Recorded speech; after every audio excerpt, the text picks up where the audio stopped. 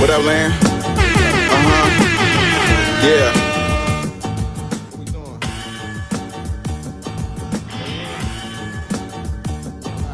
Bearded conversation, homie, tap in. Why you hate? You already know we locked in. The world's greatest. Broadcasting, laughing, they love it, but don't judge it. Off the block, giving it back. Bearded conversation, homie, tap in. Why you hating? You already know we locked in. The world's greatest. Broadcasting, laughing, they love it, but don't judge us. Damn.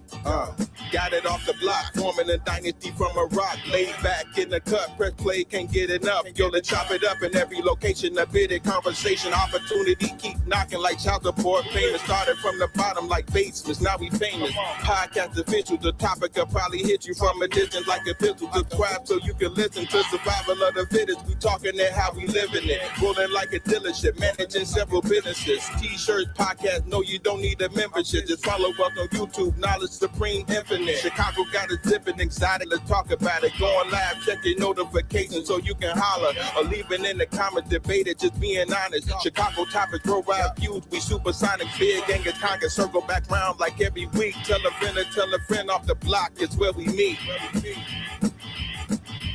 Bearded conversation, homie, tap in. Why you hating? You already know we locked in. The world's greatest. Broadcasting live and they love it, but don't judge us. Got it off the block, giving it back to hood lovers. Bearded conversation, homie, tap in. Why you hating?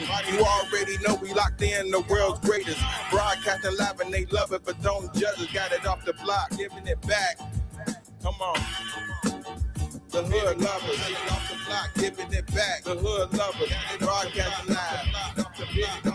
Off the block, giving it back. Bearded conversation off the block, giving it back. Bearded conversation off the block, giving it back. Bearded conversation off the block, giving it back.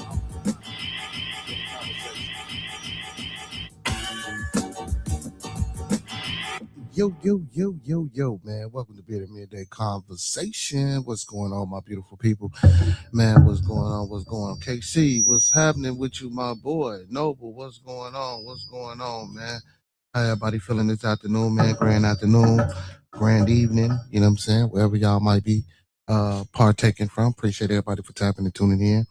Yeah, man, I'm doing good, man. So let's start this broadcast off like I normally start them off, man.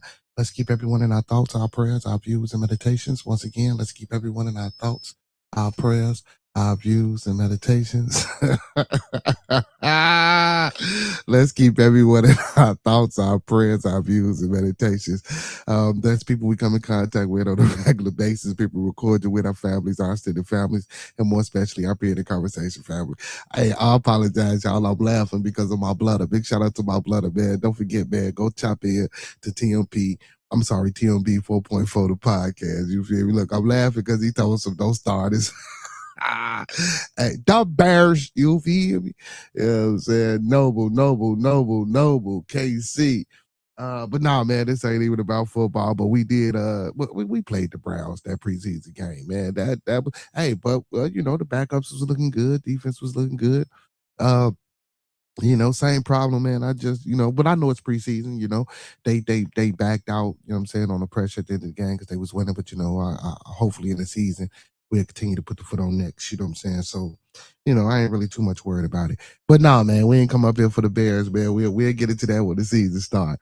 And secondly, man, don't forget to master these 5 key components of life. That's love, peace, respect, motivation, and inspiration. That's love, peace, respect, motivation, and inspiration. And one last time, y'all, that's love, peace, respect, motivation, and inspiration. And don't forget to sprinkle a little support on top. You feel me? Because a little support go a long way, y'all. You feel me, man? Big shout out to my co-host who ain't ever in the building, Roscoe P. L. Boogie. My co-host is with the mostest, my little one, AJ. Love you, son. Big shout out to all the Leos in the building. Leo gang. Big shout out to all the Leos, man. All my cousins, you know what I'm saying? My children who have birthdays this month. My homie who had a birthday last month, man. Big shout out to the Leo gang. My birthday coming up too, y'all, man. We got a few more days before I get here. You feel? I'll be 26. But yeah, man, I want to get into this case, man. This D4VD guy, who allegedly unalived the young lady Celeste. I want to get into that because that's I know we've been doing the Nolan Wales content and we've been talking, pushing, and pursuing, the individuals who could have potentially unalived Nolan. But I want to, shed some light on the Celeste Rivas. That's her name. And the D4VD guy. Because at one point in time, we was all up like, did he do it? Didn't he do it? It took a long time for him, to get arrested because evidence won't point to him. But I want to get into it, man, a little bit. And of course, man, y'all know who my go-to is Nancy. So we're gonna watch a couple of videos, man, and just listen to the things in the case and see where it go. Also, open platform, open forum, open channel, man. So I'll put the ladder to the channel inside the chat. So if ones want to come up, speak out, or speak on, or speak for, whatever the case may be, you guys can. But yeah, man, let's go Chicago Bears. But let's get to the content. Hit that like button, family. Hit that like button. Music star David Anthony Burke, aka D4VD, sick cover-up of a brutal murder and dismemberment of a little girl, Celeste, just 13 years old when the two started dating. Alleged motive to cover up while she threatening to go public with their relationship. Good evening. I'm Nancy Grace. This is Crime Stories. I want to thank you for being with us.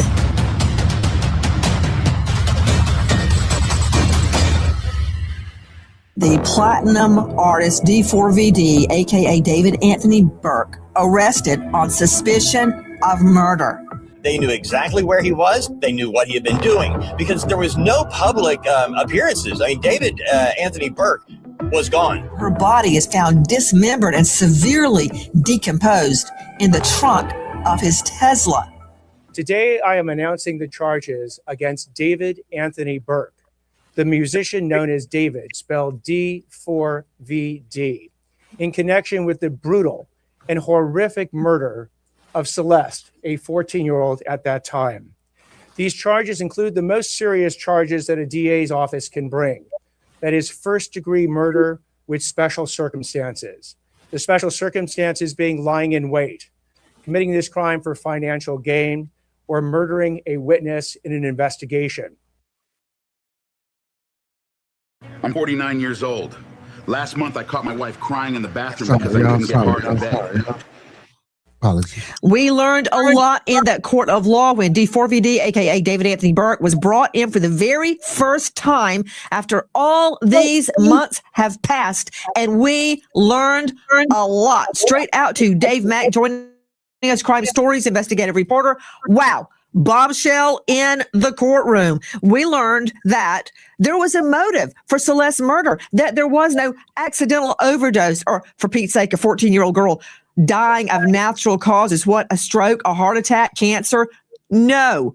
Their claim, the state's claim, is that apparently little Celeste threatened to go public with their sex relationship, and he killed her with a sharp tool. I mean, that's bad, Dave Mack. Any goodwill D4VD, aka David Anthony Burke, had, it's over. And then to dismember a child's body, her head found in one plastic bag, her body dismembered, found in a second plastic bag called body bags. Were they actually body bags? Were they trash bags? Does it matter? Don't know, don't care. This is a death penalty qualified case, and don't start up with me, Troy Slayton. He is 21 years old. Go ahead and Google the Supreme Court rulings, Troy.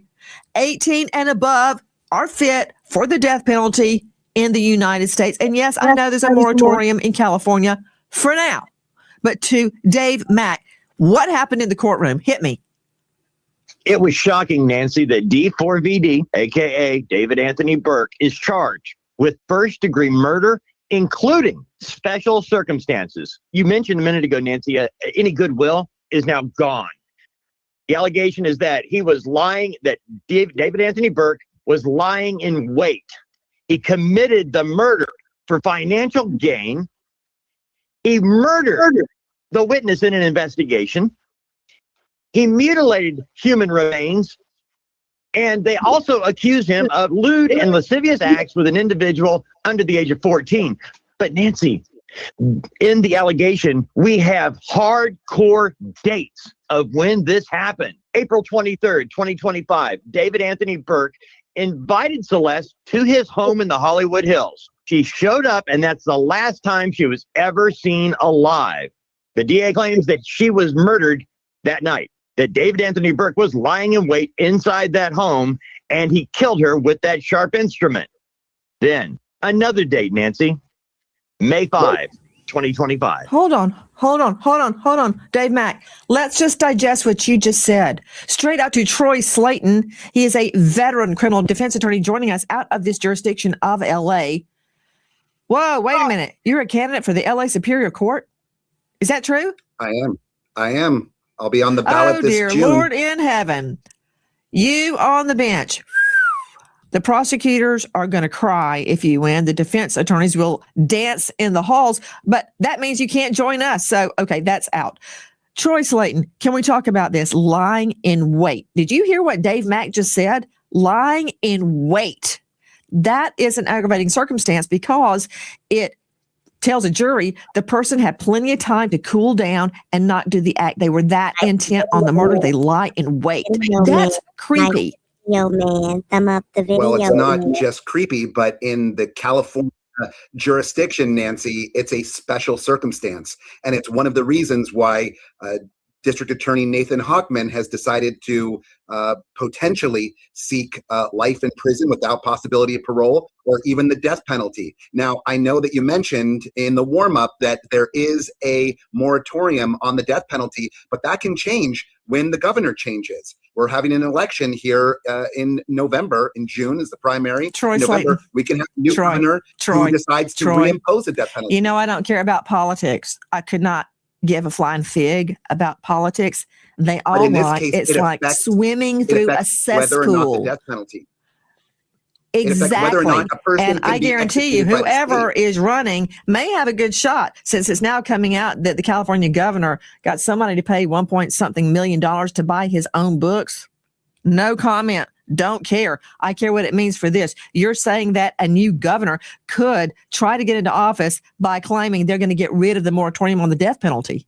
They could, Nancy. And that's why the district attorney's office here, a very experienced prosecutor, has been assigned by Nathan Hochman, Beth Silverman, and she could very well decide to seek the death penalty in this case. This case is death penalty eligible. And even if they decided not to seek the death penalty, I can tell you that the district attorney's office is going to seek life without possibility of parole.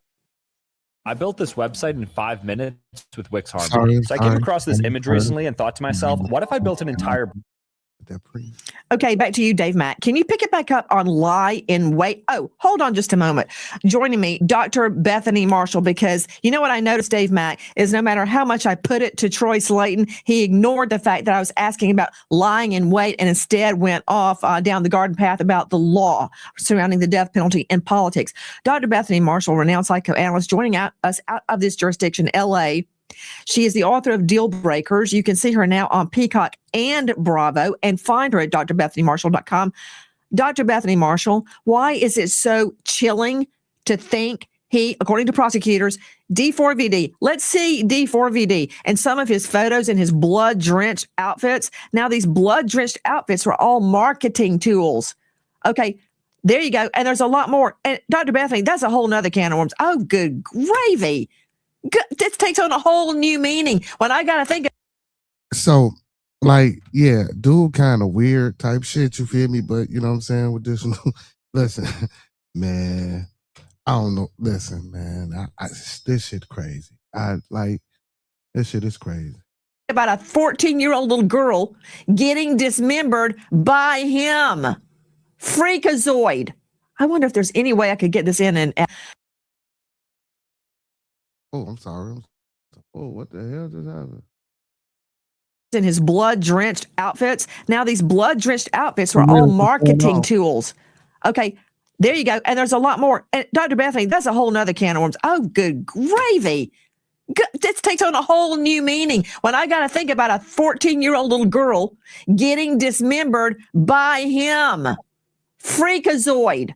I wonder if there's any way I could get this in aggravating circumstances. But that's it. What Troy Slate, doesn't want to talk about is the act, Bethany, of lying in wait. You know what, Dr. Bethany, every time the twins come home, I have a hiding spot and it never gets old. I jump out right as they turn the corner and it scares them. And the lying in wait, I hear them come in the back door.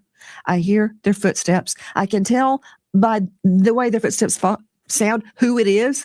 And I jump out at the right moment. It always scares them. That said, the lying in wait, you know the victim is coming. You know you're going to kill her, and you wait for the moment to jump out and murder a 14-year-old little girl that, according to prosecutors, you have been having with, and you don't want your music career down the crapper because people find out about statutory bam. But Nancy, it also suggests that there's something perverse and creepy about why he killed her that's beyond trying to protect his music career. And that is that he has all those shirts with the blood spatters all over them. That tells me that perhaps he was also sadistic. We already know that there was a power differential between the two of them, not just because of age, but in a way that follows the pattern of domestic violence. He isolated her from her friends, isolated her from her families. There's that one picture where she's holding the Louis Vuitton purse in front of her face. So she's already, hiding from the people around her who could rescue her from the situation. We know that victims of domestic violence. Oh, there it is, Bethany. Hey, look at your screen. Right and almost every picture they took together, he has her hiding her face. Look, you're right. You have her hiding. This is domestic violence right in that picture. And Nancy, women. See, now that's something I didn't know about. See, now I didn't know that every picture that they took, you gotta hide nothing. And is that even him in this picture? I don't know. I don't think that's him in this picture, but I don't know. But that's crazy though, man, that he got this young girl hide. Well, I mean, she's 14, so of course, you know what I'm saying, you don't want that type of shit out there, man. But that's egregious, man. For you to be 21, this little girl was 13, 14. Like, what the hell was in your mind that thought you could have a fucking relationship with this young girl? And come on, man, as men, we got to do better, bro. When y'all dealing with these, first of all, you shouldn't even be dealing with nobody that's underneath you in age, right? That's first. But when you dealing with these type of, young ladies, you got to know, bro. As soon as you say no, as soon as you do some fucked up shit, man, they gonna act like a child. Hence why you shouldn't be talking to a fucking child. Yeah, you know what I'm saying? You should be talking to an adult, even though adults can lash out too, but you can deal with those repercussions because guess what? They're over 18, they're over 21. They're your same age. But when it comes to 12, 13, 14, 15, 16-year-old, in some states it varies because due to the age illegal. But even within that, that's even egregious. But we know these things happen, and we know children have sex, and we know who up the bam and yada yada yada, right? But bro, look, you got to go through covering up this young lady's face in order to have a connection or in order to have a relationship. But as soon as you tell them no, yeah, of course they're going to say, I'm going to out you. Yeah, of course they're going to say, oh, well, you ain't doing this and you ain't giving me that. I'm going to tell on you. Of course. Of course. Yeah, that is. Men are more likely to get killed when they're about to leave the violent relationship. Always, always, always. But Nancy, those blood spattered shirts, that tells me that there was a bit of a glorification of the eventual slaughter. I don't see homicide. Now I ain't gonna do all that. Now that can lead to tend to you thinking that this motherfucker got some serious issues or some serious problems, but that's just a sick motherfucker. I ain't gonna lie. Regardless, I don't think that's leading. That's just somebody that's just sick and different. And you know what I'm saying? I don't know. I see slaughter. That words are very important in my field. And when you look at that, it means that this was the final glory act. I think it's easy in the eyes of the law to say, oh, he's witness tampering. That's a very safe phrase. We all know what that means. Why don't we use the word slaughter the victim because it's sexually and emotionally exciting? I think that's what we're really talking about here.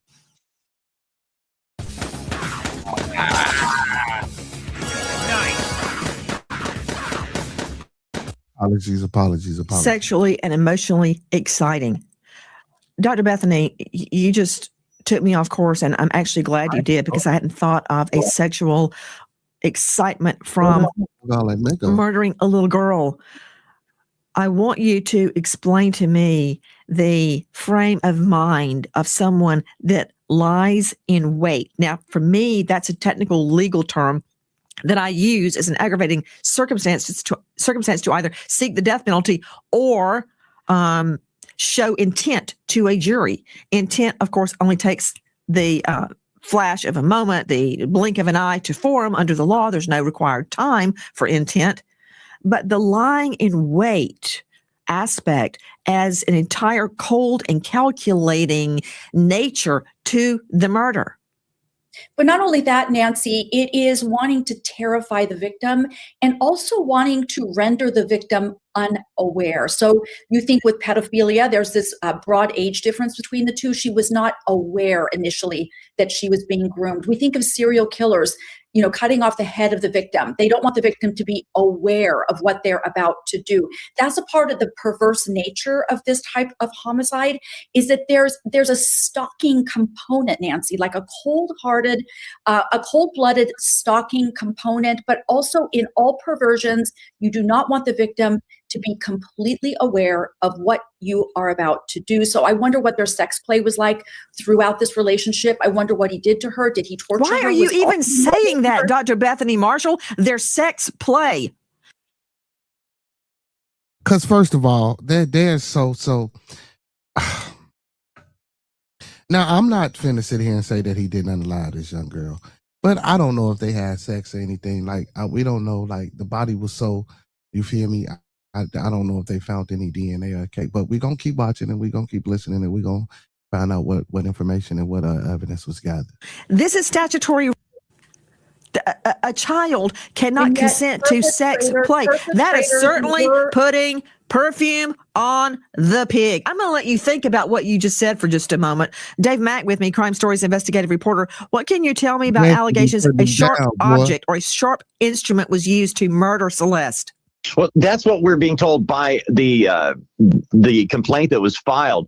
They're just saying sharp instrument. There has not been a coroner's report yet. We haven't seen that. Hoping it comes out to in the near future. But right now, that's all we have. Sharp instrument was used in the homicide of Celeste.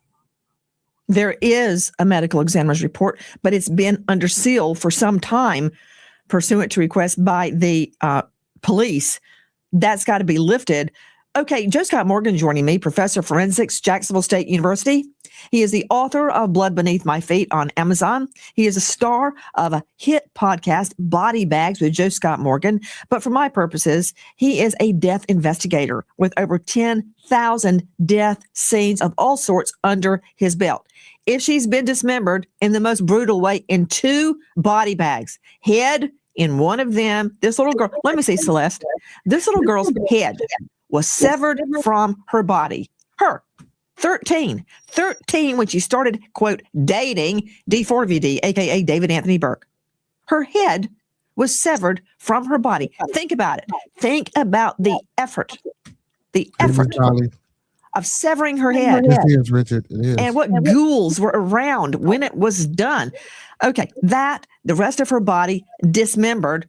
It's not like the rest of her body was intact and put in a bag. It was dismembered too. So with all of that dismembering going on, how in the world do they know, at the medical examiners, that she was murdered with a sharp object? For those of you just joining us, D4VD, David Anthony Burke, has pled not guilty in a court of law. We'll see about that. Okay, Joe Scott, hit it.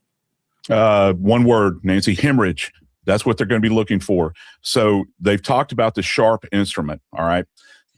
When you have an attack that occurs, in life, blood is coursing through our veins.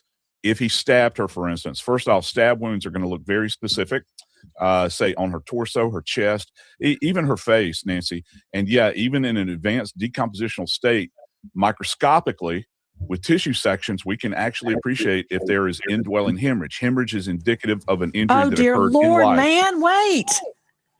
I'm sorry. I did not ask you to read out of Britannica. Speak English. Regular people talk. Street talk. Vernacular, as I like to say. Regular, commonplace vernacular. Hemorrhages. You mean bruises. But can you go in depth on that because her whole body has been dismembered. How in all of that? It's like putting together a jigsaw puzzle. How do you find a hemorrhage and differentiate between a bruise, which is a hemorrhage, and her body getting cut apart, Joe Scott? Obviously, you clicked on this video because you want to make money, right? You want to be able to sell out and buy your favorite sneakers like this. Greatest be getting on their hands, boy. Is what it comes down to. So when a body is dismembered, you're not going to have hemorrhaging. But the only thing though, Blooder, you feel me? Like hemorrhaging, man. Like so, and I get that. So a lot of times when we watch a lot of these things, when they use these technical terms, a lot of us might not know what they mean, right?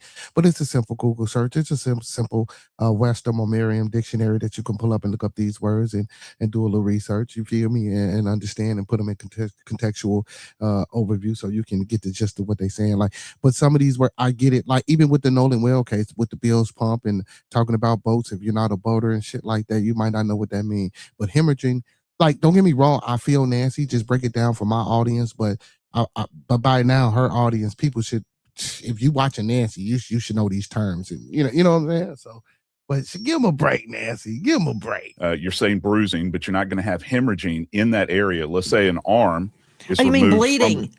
Yeah.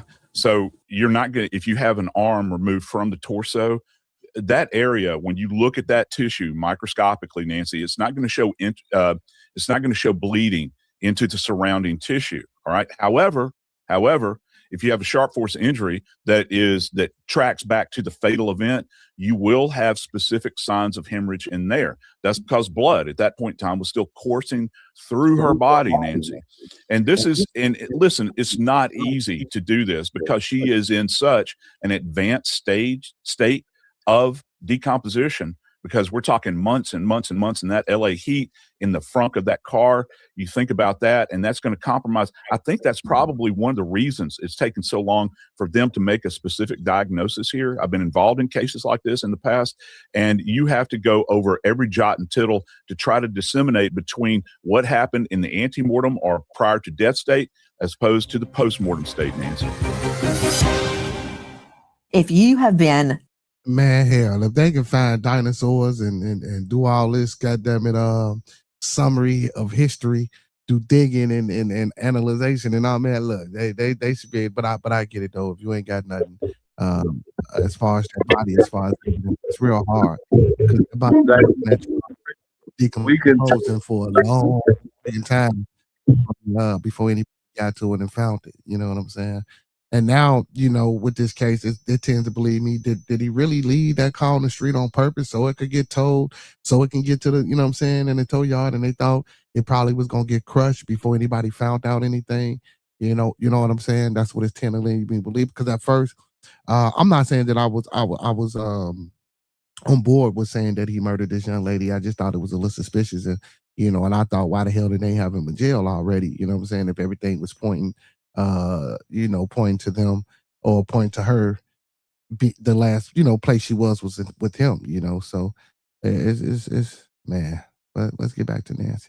344, or simply go to americanfinancing.net/Nancy and hit that like button, chat. Hello, my name is David, pronounced David, not D4VD. I'm from Queens, New York. I'm in Houston now. I am a gamer. I love video games. I wanted to be a professional gamer before music. That's actually what pushed me into music, was getting copyright strikes on YouTube. And I kind of just used my own music in my montages after my mom told me to. I was crying to her about it. That from our friends at Genius. And he is very concerned that I might call him D4VD. His name is David Anthony Burke, and he has been charged with murder one, which is a whole nother can of worms. Murder one, continuous of a child under 14, which means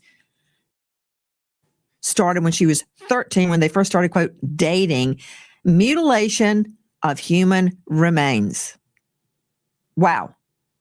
We've been waiting. Justice for Celeste. Now, do we have it? HELLNO. No justice until there is a sentence. This is a death penalty case, but will the prosecution seek the death penalty or go hide under their desk the way the prosecutor did in the Brian Kohberger case? We'll see what happens. That said, much is being made of how this case will be proved because the killer, allegedly David Anthony Burke, dismembered the body.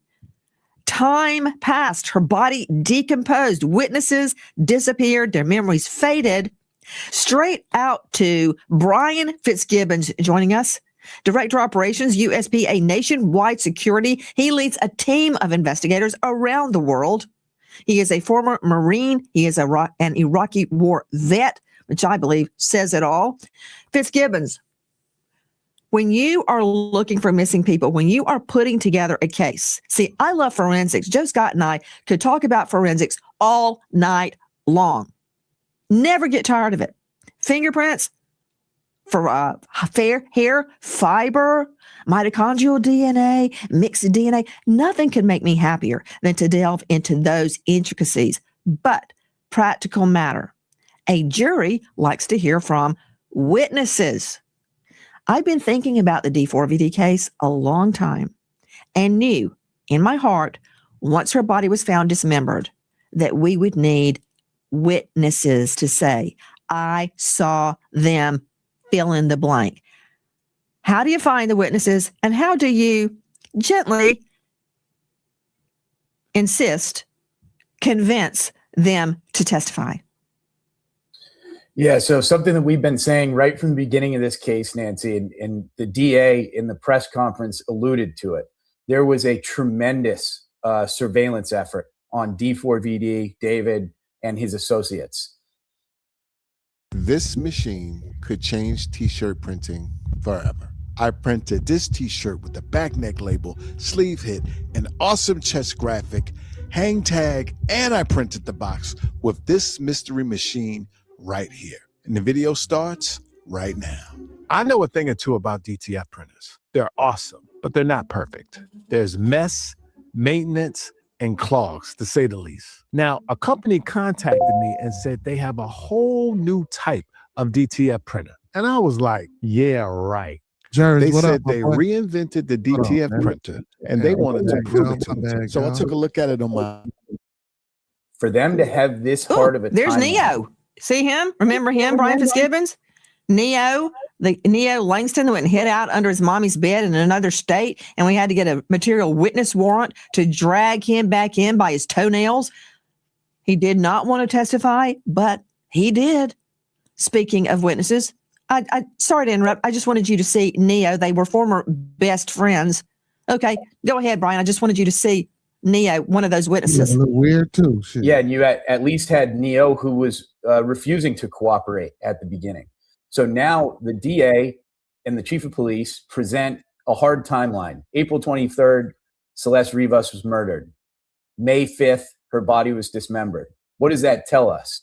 There's some evidence, be it from a witness or digital evidence from witnesses talking about this case, that point to this timeline. That didn't come just from the forensic evidence. This comes from somebody associated to the murder of Celeste Rivas that has either cracked or been found out through a digital investigation or a surveillance effort. Today, I am announcing the charges against David Anthony Burke, the musician known as David, spelled D4VD, in connection with the brutal and horrific murder of Celeste, a 14-year-old. These charges include the most serious charges that a DA's office can bring. That is first-degree murder with special circumstances. The special circumstances being lying in wait, committing this crime for financial gain, or murdering a witness in an investigation. These special circumstances carry with it, along with the first-degree murder charge, a maximum sentence of life without the possibility of parole or the death penalty. The determination on whether or not the district attorney's office will seek the death penalty will be made at a later time. There you see the elected district attorney in LA announcing the charges and special circumstances. There's more. There are additional charges against Mr. Burke, including continuous acts, lewd and lascivious acts with an individual under 14 years old and mutilating a human remains of a body. On April 23rd, 2025, has been alleged by the complaint. Celeste, a 14-year-old at that time, went to Mr. Burke's house in the Hollywood Hills. She was never heard from again. On September 8th, 2025, as alleged in the complaint, Miss Celeste remains, her dismembered and decomposed remains, were found in 2 bags inside of a front trunk of a car registered to Mr. Burke. What were they thinking? Now, we have learned through a witness, through a friend of our program, that he observed the car being moved multiple times through door cam in the neighborhood. And I pressed him to get him to admit it was Neo. He never would admit it on air. There's more regarding the special circumstances from the elected DA. Listen. Those special circumstances are lying in wait. That Celeste went to Mr. Burke's home on the night of April 23rd, 2025, as alleged in the complaint, at his invitation, and again, was not heard from again. The second is a special circumstance being that this murder was committed for financial gain. As the evidence will show in court, the financial gain was for Mr. Burke to maintain his very lucrative musical career that Celeste was threatening. In addition to Brian Fitzgibbons, USPA Nationwide Security, Scott Eicher is joining us. He is at Precision Cellular Analysis. He is a founding member of the FBI CAST Cellular Analysis Survey Team, homicide detective, 12 years, Norfolk, Virginia, and has worked countless cases. Scott, thank you for being with us. You heard Brian Fitzgibbons discussing getting witnesses. There had to be a witness that saw what happened, because they've got it down to a T, that this all went down April 23. April 23. Was that the day her cell phone was turned off and it was never turned back on? Was it turned on at a certain juncture and text messages sent to her family in parlance or vernacular that was not hers? Just tell me what we can learn. We know from a source inside the police station, inside LAPD, that there was a huge wall of cellular digital analysis, putting various parties together at the same time, where they traveled. Explain how they're going to prove this digitally, Scott Eicher. Well, as you know, every case has just a ton of digital evidence. And in this case, we're looking at not only Burke's phone, but Celeste's phone, but all the phones of people that they communicate with on a daily basis. So we're going to get the records from the cellular records to determine where they were at on the day of April 23rd when Celeste went over to the house. So then we can start looking at, not only who was there at the time that she was murdered, but the communications prior to that, the lying in wait, the planning of the event. Then we look at, the events that happened after her death. You mentioned the car being moved. So every time that's a furtherance of the event that we can add to the digital evidence aspect. And it's not just the content of the communications, the location of the devices, but all the social media. We're looking at pictures right now of all the social media that these two have been putting out. And we know Burke has put out a lot more because he's a magician. He's got to be on social media. All those are tracked and give us some locational information when we go to the applications where they were posted. Whoa. What's that? I just built a budgeting app with Base 44. Guys, Nina just built an app. Impossible. Nina can't code. Interesting. Can it generate reports? It can now. Nice. So you're saying we can all build apps now? Yeah. I'm on lunch. I gotta make a call. I'll be in my office. Just built an inventory tracker. Protein calculator. Book sharing app. Profesor de Español. An inter-office dating app. For dogs. For office dogs.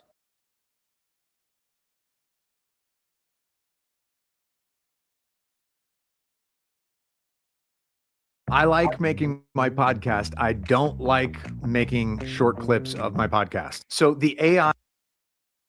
Hi, guys. Nancy Grace here. Please join us on Crime Stories and stream it first on Fox One. When breaking crime news develops, we investigate it and bring it to you. Bombshell updates, answers to unanswered questions from cases making the headlines and cases you may never have heard of until Crime Stories. We go inside investigations with exclusive interviews, crime victims, families seeking justice, investigators, experts, and sources from within the case itself. Stay on top of the nation's biggest trials with us, including gavel-to-gavel coverage with real-time analysis. Crime Stories with Nancy Grace. Stream it first on Fox One. I hope to see you there, and thank you, friend. So we know, Scott Eicher, Precision Cellular Analysis, that phone records had been subpoenaed for everyone that lived in that home and everyone that frequented that home. And there was in and out all the time. Those phones were tracked to see when they were traveling, most likely with David Anthony Burke. We're probably going to look for Neo's phone if he was moving the car, allegedly. We know he has turned state's witness. He has not been charged. No one else has been charged. If they have not been charged, Troy Slayton, veteran defense attorney, then they have no grounds to plead the Fifth Amendment and remain silent if they're not going to be charged or if they've been given immunity. Well, that's true. You can't claim a Fifth Amendment right not to incriminate yourself if you've been given immunity. But just because you haven't been charged doesn't mean that you don't have the right to remain silent.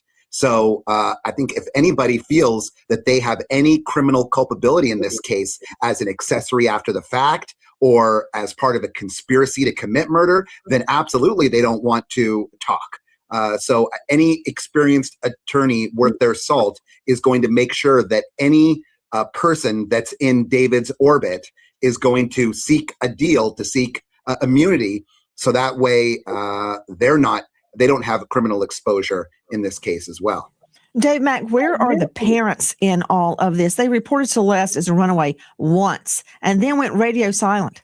And Nancy, they stayed fairly silent until yesterday. And they were at court. They were there. And we were told, the media was told that they would be making a statement to the press. But that did not happen. So ever since this case exploded last September, the family has remained silent since the first week, and we still have not heard from them right now.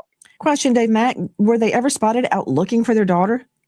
No, Nancy. They reported her missing, and here's the kick: they reported her missing, and she was then Celeste was then seen back at the home in the complex area in the weeks and months following the initial report of her being missing, but she was never reported as having come back home. The family never alerted authorities. Oh yeah, she's not missing anymore. We know where she is. A lot of questions around the family, what they knew and what they didn't know. But bottom line is they did report her missing first week of April 2024. And Celeste was seen back in their home area after she was reported missing. Not another word. Well, the parents have not been charged with anything as of right now. Troy Slayton, veteran defense attorney out of LA. Troy, in many jurisdictions, failure to report your child missing is a crime. It very well could be. And it doesn't seem like the family was too concerned. It seems to me that they knew. Now, look, a parent can't consent to have their child engage in activity at age 13 or 14.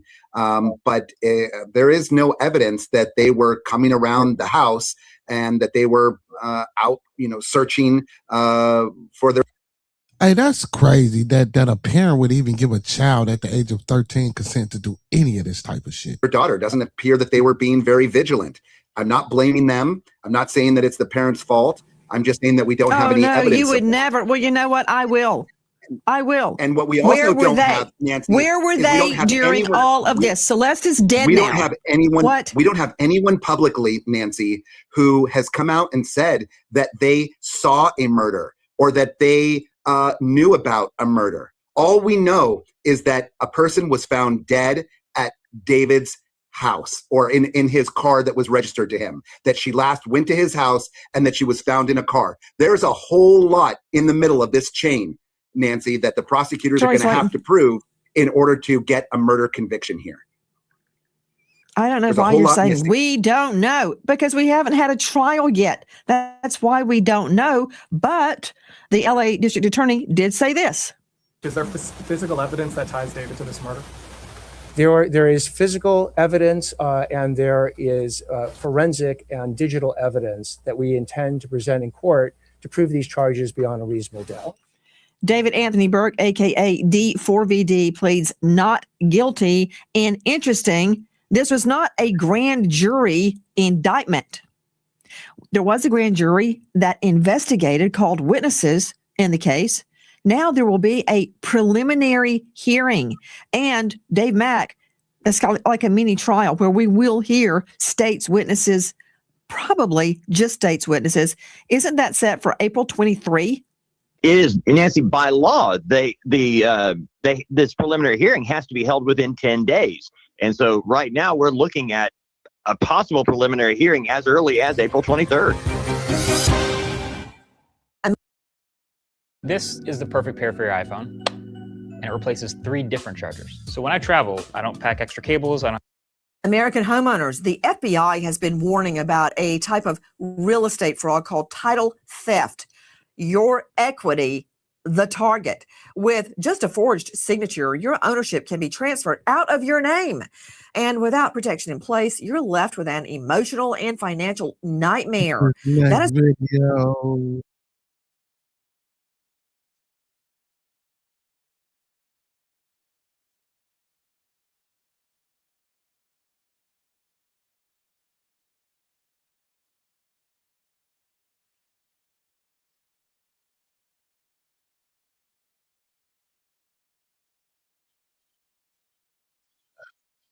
Hold on. Yeah, so but like they said, I didn't even know that you can sorry you guys, sorry. I didn't even know that you can give consent to a child at the age of 13 to even be you know what I'm saying? To even like that's insane. That's insane. Who would give their child consent to this shit is crazy. The world is crazy. But let's get into this next video with David. It's completely insane, man. Completely. And again, like when this first came out, I didn't know what to expect or what was going on.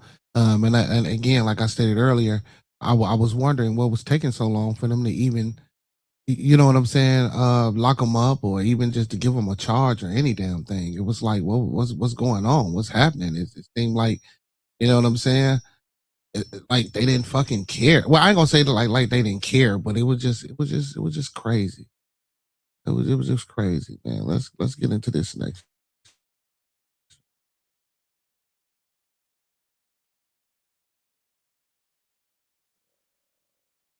See here, I'm sorry, you guys. Let's get into this next one.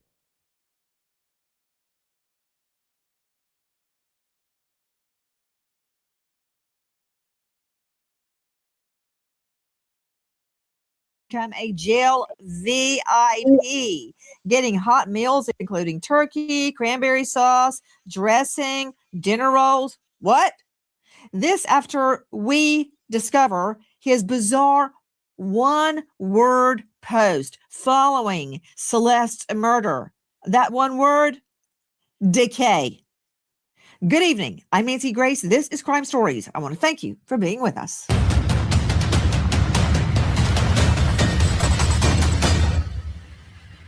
We've seen a lot of morbid pictures inside the courtroom. Gruesome court images reveal the body of teen girl Celeste Rivas. I thought that other people definitely know about this and held this secret. He did not ask what happened because he did not want to know. Excuse me, quick question. Oh, what are you up to? Call me my work clothes, bro. I also got the tie. I'm trying to clean up a little bit. Do you think Tyler's gonna get all that out? I hope so. What's your name? David. How are you feeling today? It's raining outside. I think I got a cold. I'm kind of sick. What song do you put on when you're in bed and feeling sick? Romantic Homicide. How does that one go? I'm scared. It feels like you don't care. Yeah. Little rainy song. Appreciate you, bro. Y'all got denim? Hold on. Wait a minute. You mean to tell me now? I never heard the song, y'all. And look, y'all, I never actually went back and listened to that song, that Romantic Homicide, that they said was the song that, you know, if you look it up, you know what I'm saying, you could see you know, how he led, you know what I'm saying, how that song led up into, or gave evidence into, you know what I'm saying, the murder of the young lady. But if he sound like that, oh my goodness, what the they listening to? That from our friend Nicholas Nuvon at TikTok. Let's just see that one more time. Is that actually D4VD, David Anthony Burke, in the grocery wearing a seemingly bloody shirt talking about romantic homicide? Because I want to see that one more time. Excuse me, quick question. Oh, what are you up to? Call me my work clothes, bro. I also got the tie. I'm trying to clean up a little bit. Do you think Tyler's gonna get all that out? I hope so. What's your name? David. How are you feeling today? It's raining outside. I think I got a cold. I'm kind of sick. What song do you put on when you're in bed and feeling sick? Romantic Homicide. How does that one go? I'm scared. It feels like you don't care. Yeah. Little rainy song. Appreciate you, bro. To all you David Anthony Burke fans, I really think even I could do a better job. Yeah, that's horrible. And that's from Nicholas Nuvon on TikTok. And while D4VD sets up a video to be released of him singing in a bloody shirt in the grocery aisle, here's the reality of what happened to Celeste. First item was a blood stain that was found in the Tesla. It did confirm that it was Celeste's DNA, and she said the statistic is 1 septillion times, most likely, Celeste's. That is a 1 followed by 24 zeros. Remember, there's like 9 billion people in the whole world. So the fact that this number, the stat is so precise, shows that this is Celeste's DNA that was found in the Tesla. Another stain that was collected in the lower trunk was also consistent with Celeste's DNA. Those are the 2 swabs that were taken from the Tesla that confirmed that her DNA was in there. We've got a red stain that was recovered from the rowing machine. That one also showed that it was Celeste's DNA with a septillion chance. That's a crazy number. We also had a blood stain on the Tesla charger in the garage.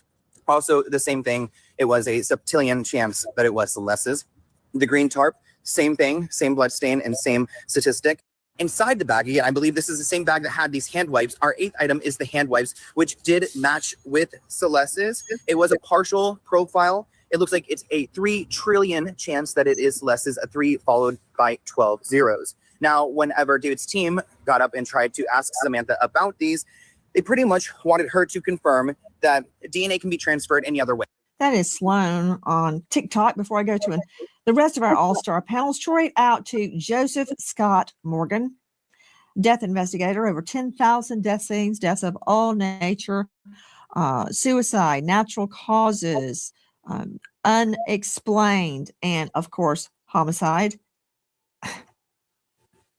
I appreciate what Sloan was just saying. Everything he said was accurate. Did D4VD actually think that he could grab a wet wipe and clean it all up? Did you hear where the blood is? On the rowing machine, on that blow up kiddie pool he had to put her body in. According to reports, this is all just alleged. So the blood wouldn't get on his floor, but on his floor, in his Tesla, in the front of his Tesla, in the back of his Tesla, in the front trunk of his Tesla. Oh, I forgot, throwing about 11 air fresheners on her dead, disarticulated body. Really? What happened to Celeste, Joe Scott? Nancy, you and I have known one another for a long, long time. In that period of time, maybe we've ridden in a car together. I know that we have. Have I ever asked you to get into the trunk of the car? We did at Jacksonville State University, for Pete's sake. We did. And I'm not going to ask, why?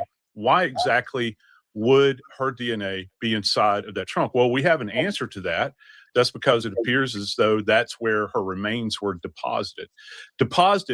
I remind everyone, and we need to keep coming back to this because this is about Celeste, deposited after he had rendered her down with sharp instruments and put her into multiple conveyances. And one of these conveyances, this bag that they're talking about, has got her DNA on it, right? And then you go back to this wipe. All right. Yeah. I think that it's a fool's errand to think that you can get rid of DNA if you've got some kind of sanitary wipe that's out there. You're going to try to, clean your hands with this sort of thing, and you're not going to transfer your DNA to that. And yeah, I mean, counsel's making a point. They say, well, it can be transferred any number of ways. Yeah, but it's transferred in the sense that this is adjunct to a body that has literally been rendered down and is being stored in the vehicle in which is owned by the accused. Joe Scott. Yeah. Really? Did you hear the stats on that DNA? Yes, the numbers are absolutely mind-blowing. This drives defense attorneys crazy at this point in time, because these numbers are so astronomical. You heard this young man just talking about a second ago, septillion. Are you kidding me? How do you defeat that? And the only way they can really attack something like this, Nancy, is procedurally. How was it collected? These sorts of things. Did the process break down? But you cannot get past these numbers because they're absolutely astronomical. Please look at your monitor, Joe Scott. Go back. Yeah, I saw. Yeah. He is wearing a t-shirt that says, "I love boobs," and people are rubbing oil on his body. Yeah, what's the nature behind what they're doing? And I think I recognize that young lady that was there from previous videos relative to being in a bathroom. Remember, they're talking in there, and I find this interesting. So let's think about this just for a second, okay? He's surrounded, as we can see, by a lot of people in this environment. These people are actually putting their hands on him, all these other surfaces. It would not surprise me in the least bit if you do have transfer from other people in that house that were under that roof, whether or not they were living there or not. I have no idea. See, Joe Scott. Yeah. Have you ever wanted to see your home from space? With this free satellite Earth Maps tool, you can zoom right down. Please don't take Eric Faddis down that road. Now you've carried him about halfway. You've carried him on your back. That there's going to be unknown DNA. Of course there is, just like in Coburger. Have fun with that to make that your defense argument. But you're right. Guys, let me formally introduce Morgan. Joseph Scott Morgan, professor of forensics at Jacksonville State University, that has a world-class criminal procedure program. In fact, I've called on him multiple times out of all the people I could find to help me create reenactments of murders, because every move is important. Every move. The murder, the disarticulation of the body, the rendering of the body, the hiding the body, the decomposure. Every single move counts. Professor of Forensics, Jacksonville State University. He's the author of Blood Beneath My Feet on Amazon. He's a star of a hit podcast, Body Bags with Joseph Scott Morgan, and it goes on and on and on. But he's giving you, well, not really. It was more of a Reader's Digest, a thumbnail about what happened to Celeste, because what happened to her is so upsetting that very often even we gloss over it here. So it won't be so disturbing. I don't know how a jury is going to ingest all of this information, but with the backdrop of D4VD in the grocery aisle singing his song, Romantic Homicide, how apropos in this case, Romantic Homicide. And we've got Joe Scott explaining what happened to this little girl, Celeste, that he began courting when she was 11 years old, still wearing Hello Kitty outfits. We have D4VD, David Anthony Burke, is a VIP behind bars, a very important person. Okay, hold on. He's got room service. He doesn't have to eat with general population. They bring him his meals. And we've learned that the LA Food Services has implemented a new hot meal program at Men's Central, carefully designed to meet recommended daily standards for calories, protein, carbohydrates, nutrients, with a team of dietitians and advisors. Called the, quote, most significant improvement in inmate feeding in decades across the country. I agree. Wow. Also, here's the menu: chicken royale, pasta, cooked spinach, salad. One day, roasted turkey, candied yams, sweet potatoes, green beans, cranberry sauce, salad dressing, dinner roll, pumpkin muffin, my rear end. Why is he getting a pumpkin muffin and chocolate milk? This guy is getting totally babied and coddled. He gets a private escort to the shower. So there's no pick up the soap, please, in the shower. None of that's going on. He's kept away from GP because he might be bullied, while Celeste is dead. Okay, help me out, Dave Mack. Why is he a VIP behind bars?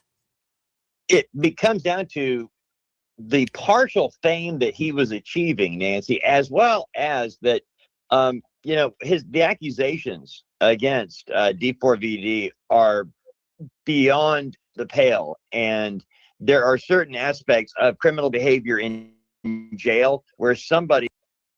I don't know, y'all, man. The more I look at this guy, man, I just don't see him having relations with women. I don't know. Now, he could have just been sick. You know what I'm saying? Sick-minded young man, you feel me, just want to do some fucked up shit. But I just don't see him having relations with women. Who targeted or groomed young people, and we're talking 11 years old here, they are looked on worse than regular inmates. So he is being kept away from general population as much to protect himself, from other inmates, as well as the notoriety. Think about it, somebody taking him out because he is a so-called celebrity. And as far as that VIP, and listen, I never been to the penitentiary or or things like that of that nature, man. But I do know they say, they look down upon those people. So for him to be a VIP in jail with this situation going on, like if people, and I know people in jail hear these type of cases, I don't think he no VIP, unless he's paying his way. Might bring something, but you're right when you described him being escorted wherever he goes. He does have a cell to himself. He doesn't have to communicate with anybody. He just gets to be by himself all day long. I think what you're trying to say, Dave Mack, is he's not having to have an over amorous roommate. He has a private room service, the works. Even so, straight out to Annie Elise joining us. She's the star of True Crime Podcast, Seriously.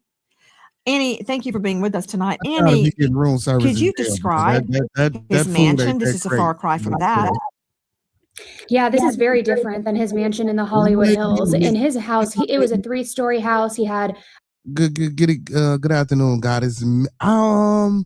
Maybe bisexual, could be possibly, but I just don't get full on head on attraction to women from him. You know what I'm saying? And listen, I could be wrong. I don't know the man's personal sexual orientations or what he like to do, but I don't know. But the grooming part, or just having him to get certain individuals and things like that, I wouldn't put nothing past nobody. A beautiful backyard with a pool, a big grand piano, a gym where he could work out anytime he wanted, multiple bedrooms in the kitchen. It was massive with a huge island, tons of windows, lots of light, double door refrigerator, every luxury that you could possibly want he had at that house.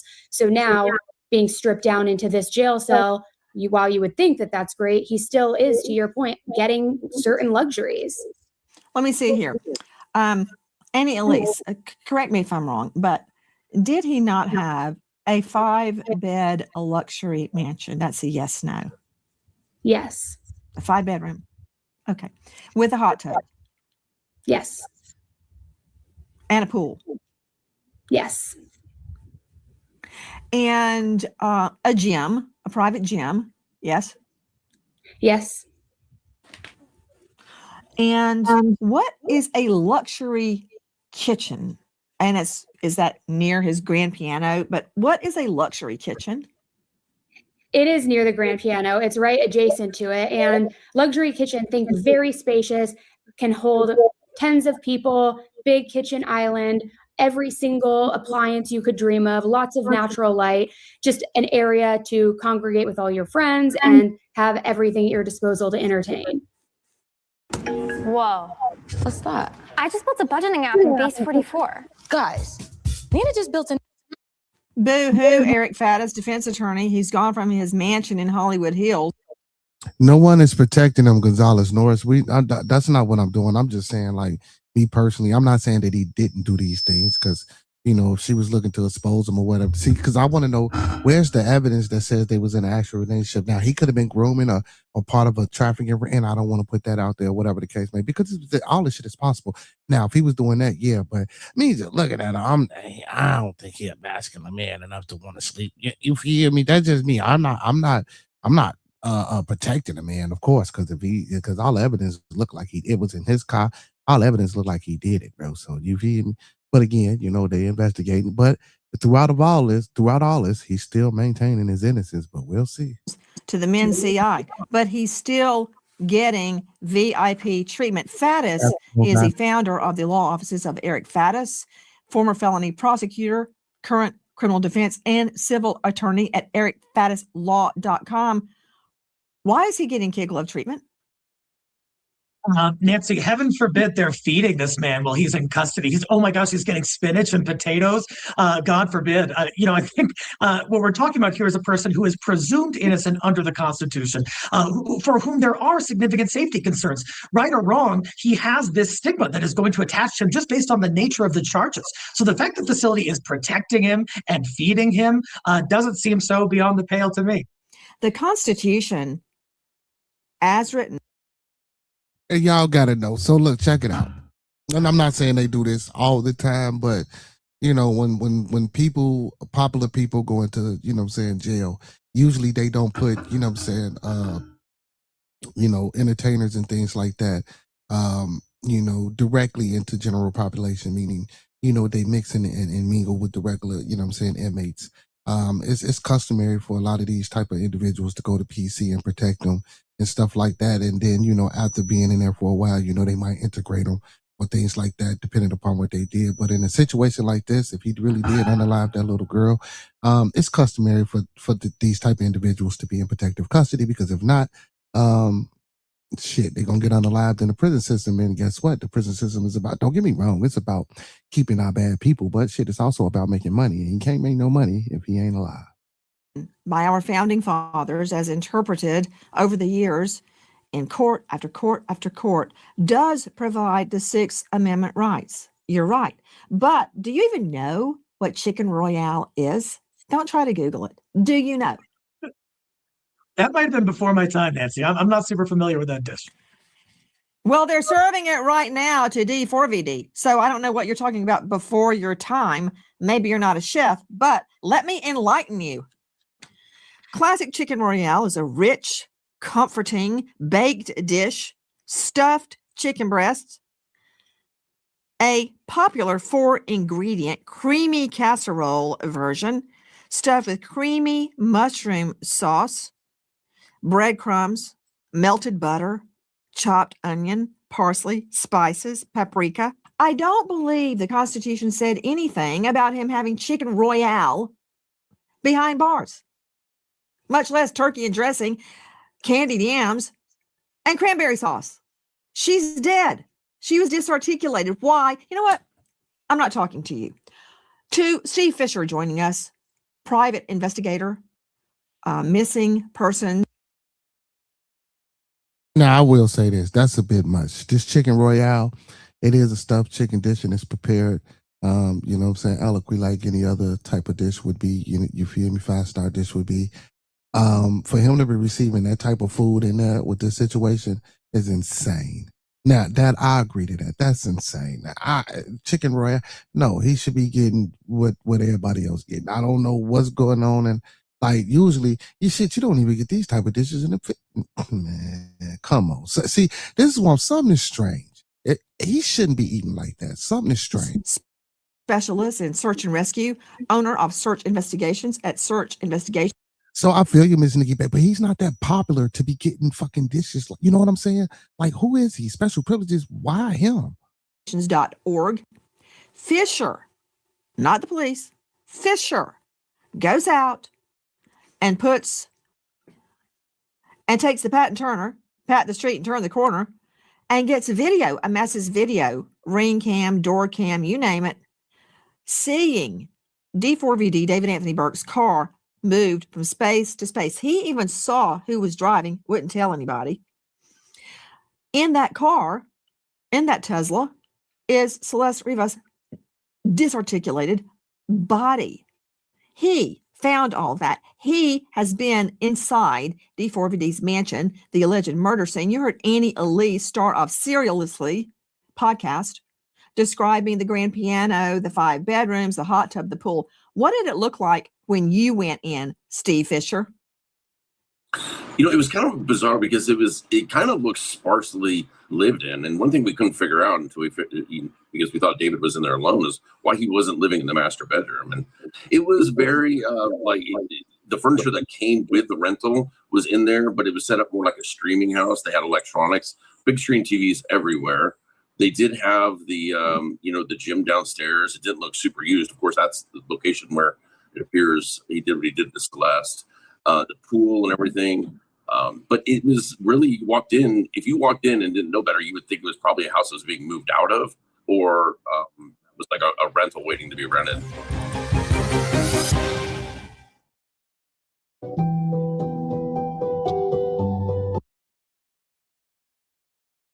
Y'all, I've been saying I'm gonna get that damn YouTube premium. Ain't got it yet. I'm gonna get it though. Hey guys, Nancy Grace here. If you are a homeowner, you probably thought, should I call American Financing to refinance and pay off this debt?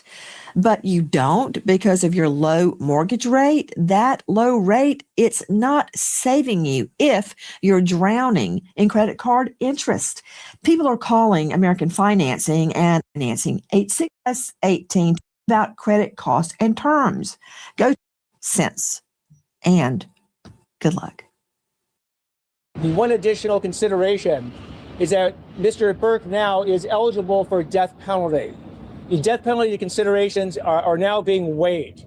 Part of that consideration will be any submission that the defense wants to submit to the district attorney's office. It is something that we will consider on whether or not we will seek the death penalty. At this point, the death penalty determination has not been made. Seems that the defense attorneys are stopping at nothing in an attempt to discredit the prosecution's evidence. And the family was horrified that the defense attorneys brought up evidence to put the blame on a 14-year-old child. That from KABC and TMZ. Speaking of the family, Dave Mack, what can you tell me about the recent discovery that little Celeste's family signed a waiver allegedly for her to travel out of the country to London with David Anthony Burke? Why don't they just hand her over on a silver platter? So also, yeah, so they did say they see the little girl behind stage at a concert, or whatever the case may be. So if the parents signed off, and this is another thing too, y'all. So if we gonna lock up David, we need to be locking up these parents too, because they signed off on some shit like that. That mean they knew who he would. Come on, man. You ain't do no research or no investigation or no digging into who the fuck you sending your child overseas with. Stop it. Because in order to get a passport, your parents had to get that passport at that age. Like, so this is crazy for the parents to even say that they didn't even know where their daughter was. When it comes out, you know what? Nancy, this has been a really shocking time when we find out that, we question, how is it possible for Celeste Rivas at less than 14 years old? How is it possible for her to travel overseas to London? How is it possible for her to get on a plane? Well, apparently, Celeste Rivas' parents signed legal documentation allowing her to travel with David Anthony Burke. This is something. Ain't nowhere in hell that them parents should not be on trial with that young man, because they gave their daughter to this young man. If they signed off with their daughter, because again, your parent has to get you a passport if you're a child or a person that's your legal guardian. You can't, as a 12, 13, 14-year-old individual, go get a passport unless you fake it or do some fraudulent shit. But no. So again, the parents need to be in jail as well. Thing that we've wondered, how did it happen? Remember when her passport was found out there in the Santa Barbara woods? And here we go. She actually got approval from her parents. So they knew exactly what was going on and when it was going on, Nancy. Straight out to Dr. Cheryl Errett, joining us out of this jurisdiction, California, licensed clinical forensic psychologist specializing in trauma recovery, PTSD, EMDR. She's at askdrcheryl.com. Dr. Cheryl, thank you for being with us tonight. It just wasn't consent. It was a notarized form that they signed in front of a notary, with the seal, to allow their daughter unchaperoned to go to London with D4VD, that guy that dances around in a bloody shirt, him. I cannot imagine how much those parents must regret having done that. I can't stop thinking about them being in the courtroom and actually viewing the photos of their daughter's body after everything that they cannot unsee, and hearing about how devastated they are.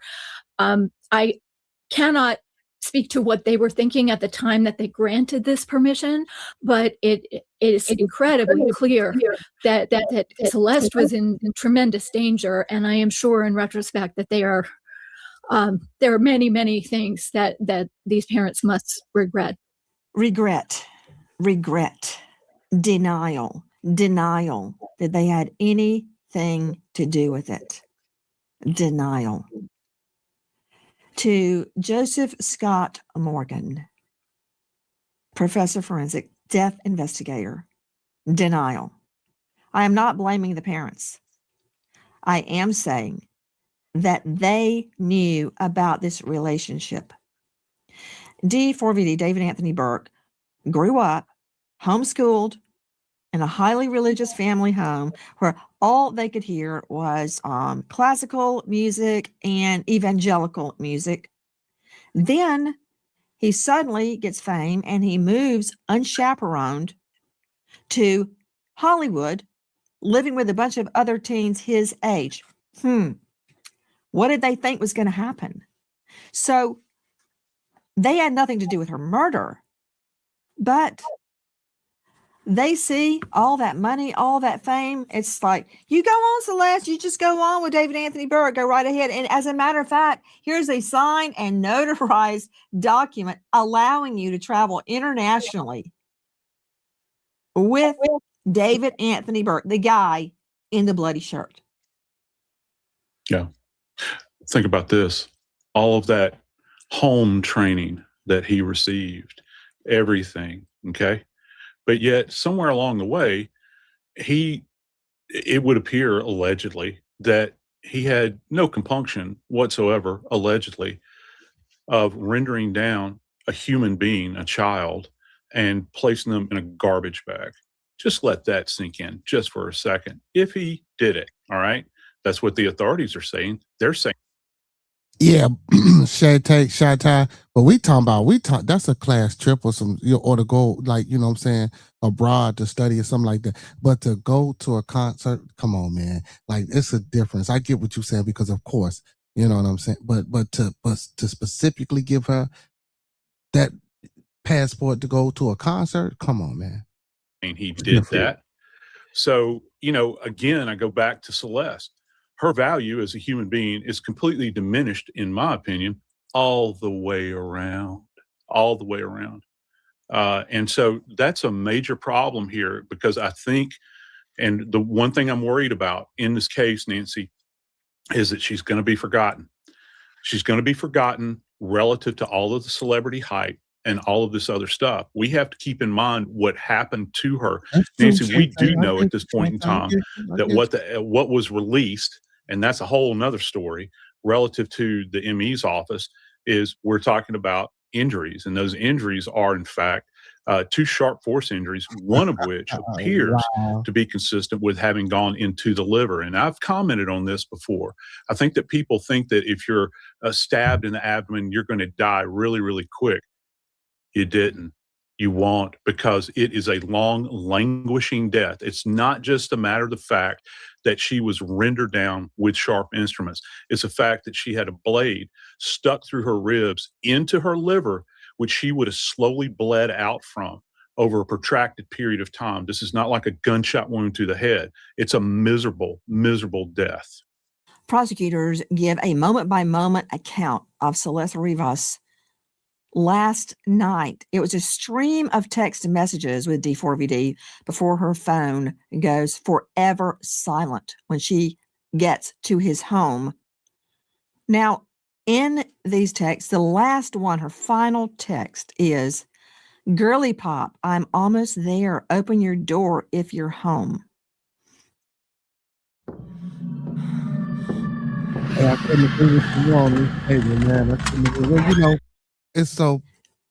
it's hard to see it like that. Everybody needs to understand that it's not white versus black versus Mexican. It's the government, the cops and judges versus us. The true evil is that which persecutes us. Or persecutes us and tortures us. He said, to be honest, I'm just glad I am on a black person's page and they're not claiming racism against white people. It gets exhausting. So yeah, see, even and look, even so, when I run my Nolan Wells content, man, I get all the white folks coming in here and said, "Oh man, you racing?" Bro, look, I ain't nail time said that them boys did nothing to Nolan Wells. I ain't nail time said that Bart. But just and they don't even. Well, yes, they do, because if you come to my page, you will see who I am, right? But you don't even know my ideas and the philosophy. Like, just because I'm for my people, that don't mean fucking they. Everybody's always right. I'm ready for this investigation to be over. I'm tired of hearing the Nolan Wells shit myself. Don't get me wrong. Not saying that I'm gonna stop doing it, because of course it's popular content, and of course we want to know what happened to the young man. But all I speak out against is the inconsistencies of the case versus it being some black white shit. You know what I'm saying? And don't get me wrong, I get what you're saying too, but we do have to understand the psychological input and constraints that a lot of us have been through, because we don't listen. That'll be a conversation or a topic of discussion for another day. I don't want to get too far off, because we can speak on that too. And also, man, open platform, open forum, Joe. When I get through with the content, feel more than free to hit the link in the Girly chat. Pop, I'm almost there. Open your door if you're home. Straight out to Annie Elise joining us, star of Seriously. Annie Elise, her text before she was ordered up like a pepperoni pizza that night by D4VD, her texts were increasingly frustrated and upset. Why? Yeah. She was frustrated with him because she didn't feel that he was committed to her, that he was seeing other women, and that she was being discarded. And not only in the text messages in the 24 hours leading up to her murder, but 5 weeks before that, she sends him a text message saying, I feel like all we do is have sex. I want more for my life than that. A few months prior to that, she expressed regret about the pregnancy termination. And so you see this pattern building with her where she's starting to realize, this guy doesn't care about me the way that I thought he did. He's making me compromise a lot of my values. And then finally, 24 hours before she's murdered, she sends him a text message threatening to end his career, saying, I will damage anything. I will ruin you. I will end your career. And then the day of the murder, she texts him, I'll give you one more chance. And then, as we know, according to the prosecutors, he ordered her up with the Uber, delivered her to his house, and she died less than 30 minutes later. The response to open the gate from Burke is, I got you. Gate open, door unlocked. And in under an hour, according to prosecutors, she's dead. Dave Mack, what can you tell me about a bizarre one-word post from David Anthony Burke, aka D4VD, right after Celeste's murder? One word, Nancy: decay. All right. I don't know how they're going to utilize all this when at trial, but there's so much evidence, Nancy, within these text messages that D4VD communicated with Celeste and with others, that we're talking 8,000 to 10,000 text messages just between D4VD and Celeste. And they talk about everything. He goes on, I mentioned this before, Nancy, he was setting up his cover story, his alibi, while she was still bleeding out in the house. As soon as she got there, investigators say, as soon as she arrived, he sends a text message. You're not here yet? And he continued that throughout the next hour and a half, sending messages to her like she was not there yet. It's just beyond anything one can imagine. Hi, guys. Nancy Grace here. Please join us on Crime Stories and stream it first on Fox One. When breaking crime news develops, we investigate it and bring it to you. Bombshell updates, answers to sources right after Celeste's murder. Decay.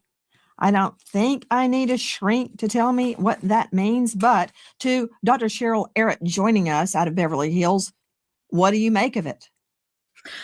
Well, Nancy, many artists channel their unacceptable impulses into their art, but there are some who act them out. And this man was charged with acting out the things that he would say. And the thing that strikes me about David Burke is that he keeps telling on himself with these texts, with the title of his song, with the interviews and the jokes and the materials of threatening or joking about cutting off this girl's arms, or the other word for disarticulated, that he said that his phone was in China being taken apart. Well, a phone doesn't have limbs. That in shrink world would be considered something called a Freudian slip, where the word just kind of slips out that you're actually meaning. And I think if we look, there is a cascade of incidents where he keeps kind of telling on himself in all of these different ways and leaving all of these clues, and it's really striking.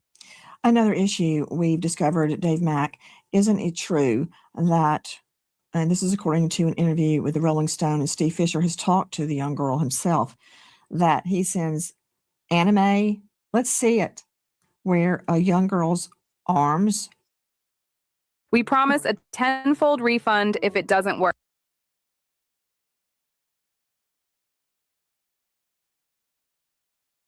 Severed. Nancy, as I mentioned a minute ago, this is a guy who texts and sends out everything. Like, it doesn't matter to him. He's not thinking, but he sends a joke to, well, what he says or is of himself and his alter ego anime character, Itami. Jordan is the go. And Jordan is the go. But you in can't this go water on no fictional grease alter fire, ego, man. Itami, That out. Burke jokes man, about come on, man. off the arms of this Hey, girl. man, I Who, just by the want way, to in the brother Rolling say Stone the interview, bomb. I she's didn't going by the go name to Jane to protect her own privacy, but he actually is outing himself through his alter ego, Itami, saying he wants to cut her arms Come off. on, man. Again, what happened with Celeste, Nancy? To Eric Faddis, Oh, you'll have a he'll field take it. day Oh. trying to keep that evidence out, and you just may be able to do it, claiming it's irrelevant and prejudicial. Yeah, very well might be. Look, we have had instances in the past of extreme artists, right? You think about Cannibal Corpse, Insane Clown Posse, Marilyn Manson. These folks certainly push the envelope. They're provocative, but being that way in the artistic realm is not a crime. And furthermore, it is probably not relevant evidence to this case. The fact that he, sent some video or something, some anime video to some other girl at some point in time to just try to use all of these things against him because he's inflammatory, because he's extreme, I think it's going to be character assassination. I think a judge might not let it in. You mentioned, I think, something about extreme art regarding Marilyn Manson as one of your examples. Didn't multiple women publicly accuse him of sex abuse, physical violence, and grooming? Is that one of your great examples, Faddis? There were such accusations. I'm not aware of whether those accusations were ever founded or whether they were ever established in court. But yeah, there have been accusations made. Yes, Marilyn Manson, real name Brian Warner. There are multiple accusations against them. He is not convicted. He has not been charged. No criminal charges have been filed regarding claims of violence, sex assault. There was expired statutes of limitations in some of those cases.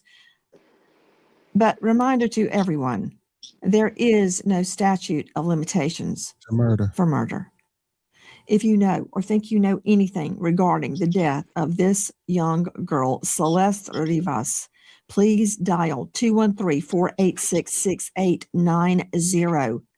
We remember American hero firefighter Gary James, Adrian, Texas, FD, died in the line of duty, leaving behind sons Gary and Thomas. American hero, firefighter Gary James. Thank you to our guests, but especially. I don't give a fuck. Where they from, who they are. Big shout out to Nancy for doing that. I like when Nancy do that. Hey, so let me ask you a question. To Will, so what you think, man? What you think about this this D4D guy? What you think? Sick, man. Yo, They sick. I only heard a little bit because you know I'm in and out, but I gotta do some more this doing it, man. But the stuff I did here, man, that's it, man. And then I hear you getting treated, man. Come on, dog. Yeah, that's the crazy part for me. Like honestly, you know what I'm saying. So for me, I like until this case, honestly, until this case came out, you know what I'm saying, with him and the young lady, I honestly I didn't even know who he was, right? So for me, for him to be getting this popular treatment or to be getting this treatment, you know what I'm saying, while you're inside of theirs, I'm like, I just can't understand it. But I mean, it's 2026, man. Shit get witty and witty. But I got some more content, man. You know, Nancy gonna keep us up to par. You know what I'm saying? Nancy gonna keep us up to par. Till tonight in the case against D4VD, aka David Anthony Burke, a morgue leak. That's right, the medical examiner's office leak has torpedoed the case against Burke and the Celeste Rivas homicide probe. Tonight, will the entire case be dropped because of this? Good evening. I'm Nancy Grace. This is Crime Stories. I want to thank you for being with us.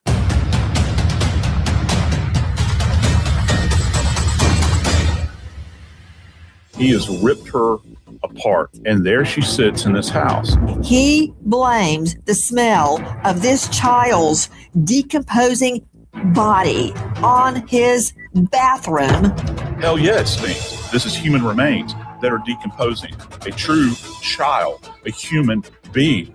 He had his beard growing in. His pants were, kind of, he was doing that look where his pants were dragging below his bum, you could say, his orange prison pants. He, again, just seems way more comfortable in court and in this setting now in his prison outfit. Let me understand. Does David Anthony Burke, aka D4VD, actually show his rear end in court?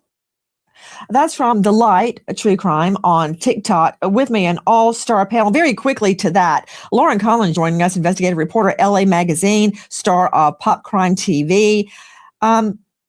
Lauren, you've been covering this extensively. Did he actually show up to court showing his rear end? Well, per the LA Magazine source inside, she did say David appeared very, quote, relaxed, Nancy. So you can kind of use your imagination there a bit. But his hair was a bit unkempt. He was shackled. And also, our reporter said that Blair Burke appeared to be rubbing his back a bit as they kind of laughed and talked. And he even greeted the judge. I appreciate that, and I'll circle back to that. But my question is, does he literally show his video? He had his beard growing in. His pants were, kind of, he was doing that look where his pants were dragging below his bum, you could say, his orange prison pants. I ain't gonna let them do that to the man, or they could have just gave his ass anything and threw him any type of fucking clothes, told him to put them on, and they too big for him. But hey, I digress. He, again, just seems way more comfortable in court and in this setting now in his prison outfit. Again, from the Light True Crime on TikTok. I've got a lot bigger problems with this case than D4VD David Anthony Burke literally showing his rear end in court. But very quickly, to an esteemed expert, trial lawyer, Nima Rahmani, former federal prosecutor turned trial lawyer, former president of the West Coast Trial Lawyers, author of Harvard to hashtag. Nima, thank you for being with us tonight. I've got bigger legal issues, very complex legal issues to discuss with you, but really showing your ASS in court, really? What are the defense lawyers for Pete's sake? Can't they say, pull up your pants, idiot?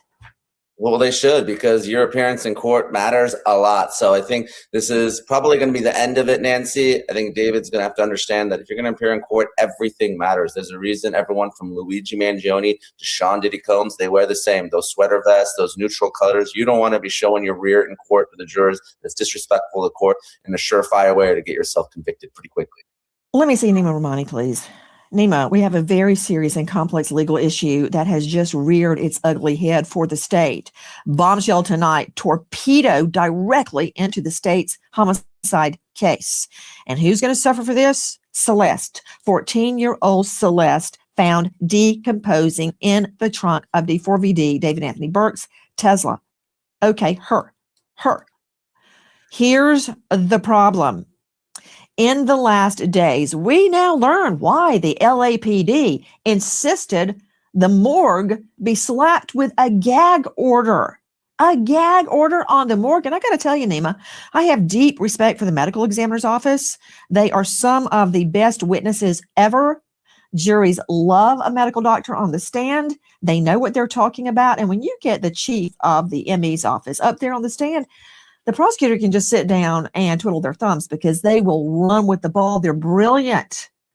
I think we can all agree with that. So I naturally sided with the morgue, with the ME's office, when I heard LAPD wants to slap them with a gag order. And now we know why. Hold, Nima. For those of you that don't know what's happening, the giant stink bomb in the courtroom, out to Dave Mack, Crime Stories investigative reporter. Dave, a morgue leak? What? As we were covering the story in the beginning, there was certain information that was coming out that was very specific about the condition of Celeste Rivas' remains. And talking on and off the air, we were wondering, where is this information coming from? They're not releasing official information, so it has to be somebody is making it up or somebody's leaking it. And now we've got official notification that employees of the office are now going to be required. We're talking 12 different employees, Nancy, being required to sit for recorded interviews as the department investigates itself to determine who in this office is and was leaking information about this 14-year-old child and her remains to somebody in the public. Okay, think back. Nima Rahmani, one of the best in the business, by the way. Remember at the beginning, we kept getting information that all these horrible things had been done to her body. I'm talking about rendering, disarticulating, a kiddie pool in the garage used for that very purpose. It was horrific. And then we were told, well, that's not true. That didn't happen. She was not rendered. She was not disarticulated. That's all a lie. Okay, so there was a lot of confusion. Now we know what was happening. According to reports, the medical examiner's office was leaking information. And then the LAPD was quickly saying, that's not true. That's not true. It's all true, according to the state. Here's the problem. This is not for prurient interest to read in the National Enquirer or in a tabloid. This is a murder case of a young girl. The medical examiner's office equals the state. And when the state is proven to have done prejudicial wrongdoing to the defendant, the whole case conceivably can be dropped, Nima. Nothing to put on. Nancy, it's a huge problem, and Blair Burke and the defense are going to take this and they're going to run with it. And it's not only a problem from a leak or discovery perspective, it's a violation of a court order. So months and months ago, LAPD went to the judge to get an order, a non-dissemination order, so that members of the media, they couldn't get this report subject to a Public Records Act request. And the judge sided with LAPD and said that this report should not be made public. So now if you have members of the government, and even though it's not the prosecution is responsible for these employees disseminating information unlawfully in violation of a court order to the media and other members of the public. Hey, well, and it speaks about the parents being charged, they'll pay their rent. So, the state really own your kids. You don't own your kids. So, said, let's charge the state. We ain't charging the parents. We're going to charge the state. We're going to charge the government. We're going to charge the things that they do and the shit that they put in place to keep us, you feel me, effed up in this world that we in. Let's charge them, you feel me, if we go on the court. You know what, y'all, that's another conversation. Let's get back to it. I ain't going to do it. Believe me, the defense is going to have a field day with this. They're going to file an outrageous government conduct motion. They're going to do everything they can to get this case dismissed. There can be terminating sanctions. There can be other types of sanctions for the DA's office. Now, all of a sudden, instead of being on offense, they're in a defensive position, having to explain all this in open court. Nima, I want to tell you a true story, okay? I was working on a death penalty case, and suddenly I got subpoenaed to testify in court. Okay, it hadn't gone to trial, obviously. I was stunned. Why would the prosecutor get subpoenaed? But of course I showed up. I had no files with me, nothing. I just went, and the entire defense fleet was there. And the judge was looking at me accusingly. I'm like, what? And they said, have you withheld evidence? And I said, no, I handed over my entire file, everything I had, which of course you need to do in a death penalty case, because if you do get a conviction, there's going to be all sorts of appeals. Well, then they handed me some papers I had never seen before. And I went, I've never seen these. Where did they come from? They came out of the homicide file down at APD homicide. They had unwittingly left out about 20, 30 pages in what they gave me. So when I handed over the whole file, I didn't have those 30 pages.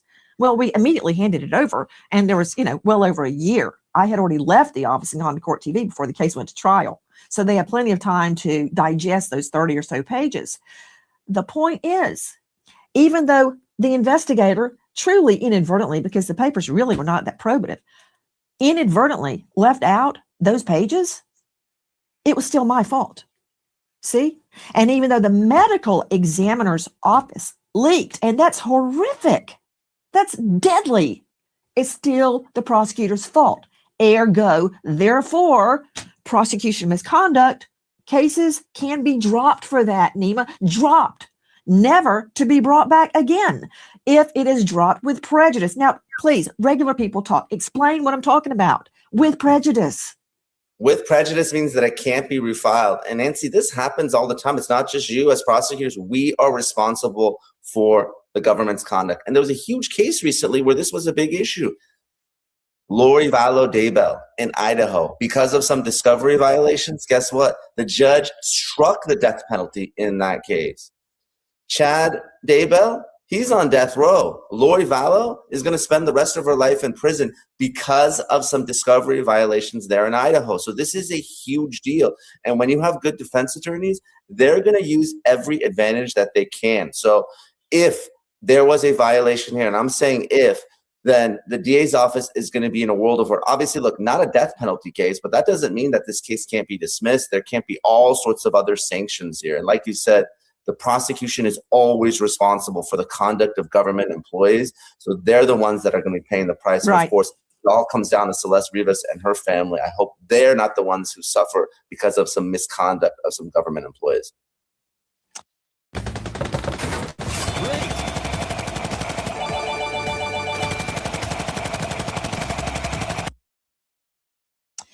Joining us now, and I met him when he was at the Fulton County Medical Examiner's Office, which has a huge crush of a caseload, with me, renowned forensic expert Joseph Scott Morgan, professor of forensics, Jacksonville State University. He's the author of Blood Beneath My Feet on Amazon. He is the star of the hit podcast, Body Bags with Joseph Scott Morgan. But for our purposes, Joe Scott is a death investigator with over 10,000 death investigations under his belt. I don't know how to explain the reverberations that will occur because of the medical examiner's legal term. You may not be familiar with this, F up. Yeah. It's worse than an F up, because an F up suggests, oh, I screwed up. Sorry. What's going on, guys? No, How you feeling? this was an intentional leak. Mm-hmm. Providing Correct. lurid, upsetting information about a little girl's rendering of her body, the disarticulation of her body in a kiddie pool. A leak of that volatile, incendiary, upsetting information for what? That leads me to the specter. Did they get paid for the leak? Are they like the anonymous tipster to the Daily Mail? I mean, people get paid for information. Hey, guys, right here, look at this. Thank you, control room. Here's shots from our friends at TMZ. That is the garage where we believe the kiddie pool was placed for the rendering of Celeste. And I'm putting it as euphemistically as I possibly can. Right there in his home. So thank you, TMZ, for that. But think about it. Where does this go? What if they were paid for the information to leak those very sensitive documents, Joe Scott? You worked in a medical examiner's office. It could be anybody. It could be one of the doctors. It could be an assistant. It could be a secretary. It could be a cleaning lady. It could be an intern that quickly Xerox the files or email them to someone. This is going to be a full-blown thing. Yeah, it is. And one of the things that I'm hearing, Nancy, is that they use the term plural investigators, which they have a huge staff of investigators at the ME's office, ME/corner in LA, and also other personnel. So you've got a huge section of individuals that have, Nancy, nothing to do with this case that are looking through these files. And Lord only knows what happened to them. And were there photocopies made? Were there actual snaps of individual images that people were taking with their phones? Has this stuff been disseminated? Because when you're working with a medical examiner, Nancy, there will be one investigator assigned to this case from the MEO, okay? And that is the only person along with the pathologist that is working the case, the forensic pathologist that did the examination. Those are the only people that really need to know at this point in time. This is like a sacred trust within our community. And what's so very disturbing about this, Nancy, and this goes beyond this case, right now, the trust has been so eroded between LAPD and between the MEO that this is one of these things that it will take forever to repair, not to mention all of the criminal and civil repercussions. Because, Nancy, this is what it comes down to. This child, as if the family hasn't had enough on them, is now being drugged before people putting eyes on this case that have no business in it, and they are seeing this over and over again. It becomes a sideshow, and that's something that we take very, very seriously. Well, I got to tell you something. Nima Rahmani, if I were the prosecutor in this case, it would be like my hair was on fire getting into that medical examiner and finding out what happened, because they are this close to getting the case thrown out because of misconduct for which somebody may have been paid.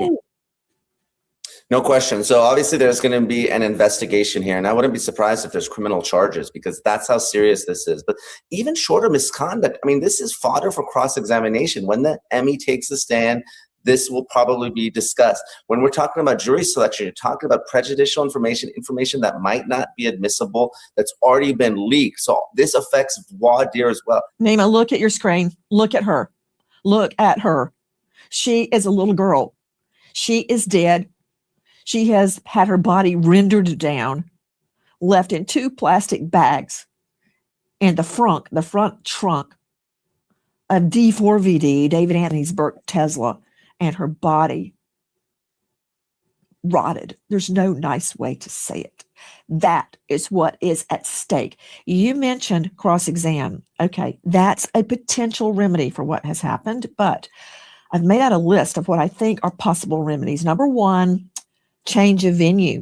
They may want to change a venue so people that have heard about this won't be on the jury.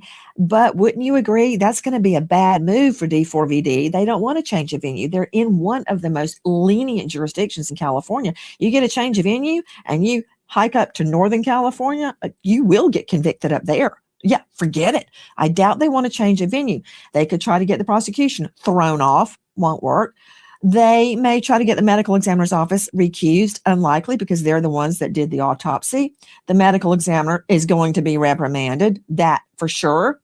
There will be a searing cross-examination. That's a given. Here's a concern. Remember what happened in O.J. Simpson, right? Furman and others on the force made the jury so upset about their personal behavior that it ended in a jury nullification. And we've seen it many, many times. The jury says, you know what? He probably did it, but screw it. The state was horrible. We're not convicting. It's a punishment for the state. Of course, you could ask each individual juror on voir dire, do they know about this? That's the If they say no and they can keep an open mind, the case moves forward. What do you think is going to happen?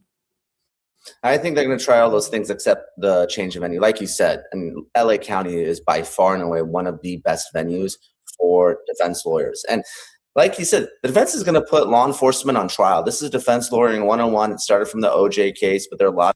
Hold on. So actually, when I originally read this story about when she came up missing, y'all.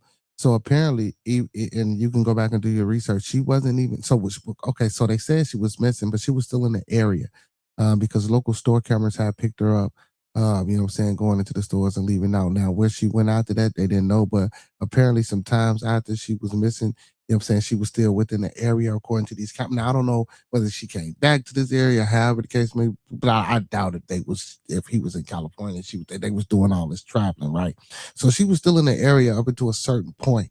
So she could have just been, you know, I don't know, but for you not to know where your child was at that age, I think is insane. And don't get me wrong, I know this type of shit happens every day, but I really do think those parents knew what was going on. A lot of people here in LA County where I'm sitting that don't trust law enforcement, don't trust our government, and this is going to feed into that. But disqualification motion for the DA's office, absolutely. We saw this in the Tyler Robinson case with Charlie Kirk. This is something the defense is going to do. Try to get the whole prosecution team kicked off. And again, bring this in every possible stage of the case they can. Jury selection, ask the potential jurors, have you heard about this leak? Do you have any views about the LA County ME and the misconduct allegations here that are going to affect your ability to be And they have a complete right to do that. Voir dire questioning, voir dire, French for to speak the truth. It's known to us as jury selection. You know, I got another question to Dr. Bethany Marshall joining us, renowned psychoanalyst. She's the author of Deal Breaker.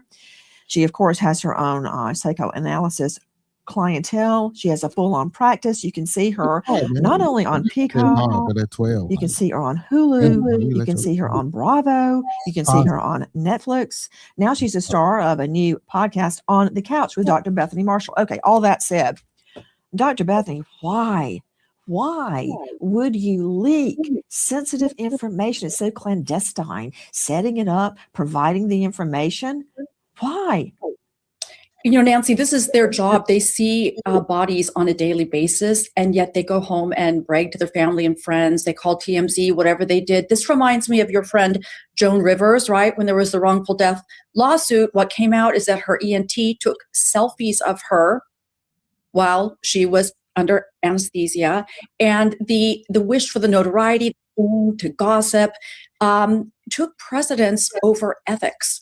And there are just such widespread ramifications for this, unfortunately, that not the least of which is that her family now knows about the disarticulating, the rendering, what happened in that garage. So it's trauma upon trauma for them. You know, Nancy, I have to go back to something. If his was showing in court, if he is sending the message, kiss my to the judge, how did he treat an 11-year-old little girl? What kind of power did he have over her? And what did the ME see when they were investigating this? What did get leaked? It probably is a lot worse than we even know. You're one sentence away from launching your website with Base 44. Since the beginning of the internet, there's never been such a fun...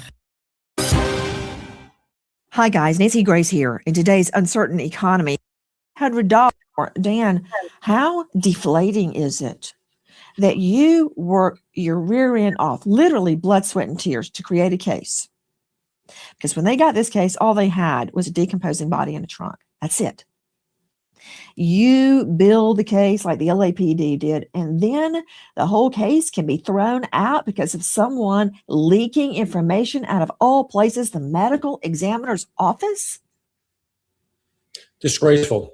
LAPD robbery homicide has a great reputation that's been hard-earned by doing some incredible work over the years. Anybody around the country who works as detective knows about them and knows about their professionalism.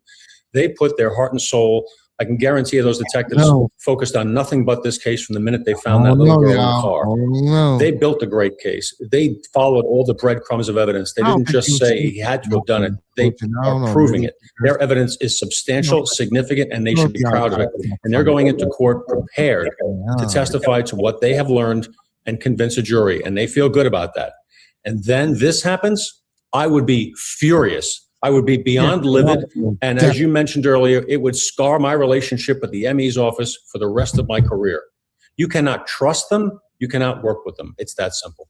It's horrible because they're one of the most respected arms of the state. Back to investigative reporter who is publishing one article after the next regarding D4VD, David Anthony Burke, in the LA magazine. She is the star of Pop Crime TV. Lauren Conlon has been on this case from the very beginning. Lauren, we just came out of court. What happened? Yes, Nancy. So everything finally, after many, many delays, is ready to go for July 21st. we are going to begin what they believe is a 5-day preliminary hearing where the prosecution is going to present all of the evidence that they deem relevant to get this case to the point where David can stand trial for murder. Now, the other thing I noticed is that Blair Burke was very, very adamant about not having David shackled during these proceedings. And the judge did not make a decision at the bench. She just told Blair Burke to file a motion about it. Lauren Conlon, you're right. Everybody's just getting out of that California courtroom where it was determined this case is going forward. No more waity Katie, no whining, no complaining. Both sides claim we're ready to go forward with the preliminary hearing. At that time, evidence will be revealed. It has to be by the state. But you brought up correctly again, Lauren Conlon, somebody was whining. The defense brought up a shackling issue that they wanted to talk about when it came to David and the guards. So basically the judge, there wasn't a motion brought up already. So the judge said to bring up the motion and she will address it. My assumption is they may want to maybe limit some of the shackling that he has, maybe when he comes in or something. Okay, that's from our new friend at The Light True Crime on TikTok. Joe Scott Morgan, before I go to Nima Rahmani on this legal issue, D4VD, aka David Anthony Burke, is in court whining that he's shackled. Number one, there's not a jury. You can't have somebody shackled in front of a jury, Constitution. Could you just give us a little reality check in regular people talk? Okay, no big medical examiner words. Please. Gotcha. Yeah. What happened to little Celeste, age 14? What happened? And he's whining about shackles. Go ahead. So that's our pitch. But if AI can't explain itself, who's liable when it's wrong? She has a sharp force injury on the right aspect of her ribs. Okay. And it passes through there, doesn't touch the lung. It just goes over the top of that rib. However, if we go to the right side, and all of our friends out there, if you will take your right hand, your fingertips, and find the base of your ribs on the right-hand side, okay? That's where your liver is. This sharp force injury passed into the liver. And a lot of people think that if you sustain an injury to the liver, that perhaps you would die suddenly. Nancy, this was a long and languishing death. I've worked multiple cases involving trauma to the liver. It's a slow bleed. I find that very interesting considering some of the language we've heard in the past about this case. To watch her bleed out, and this would have not been immediate, okay? Then after that, he disrespects her remains after she is dead and begins to render them down. How does he do that? Well, we've heard the term saw, chainsaw. We've heard all of these different things. And then if that's not bad enough, Nancy, he takes her body and allegedly and places it into this trunk of this vehicle, drives it around. And Nancy, what we have heard is that they have used the term, liquefied. So she's been in this vehicle, her remains, until literally all of the soft tissue has liquefied to the point where the remains that are still intact, she's floating. She's actually floating in her own liquefied tissue. So that's how horrific this is. That's what he did. I don't give a damn about your shackles. I don't think I could put it any better. Some of that video from our friends at Fox 11. Nima Rahmani, jumping from Joe Scott's accurate and heartfelt explanation.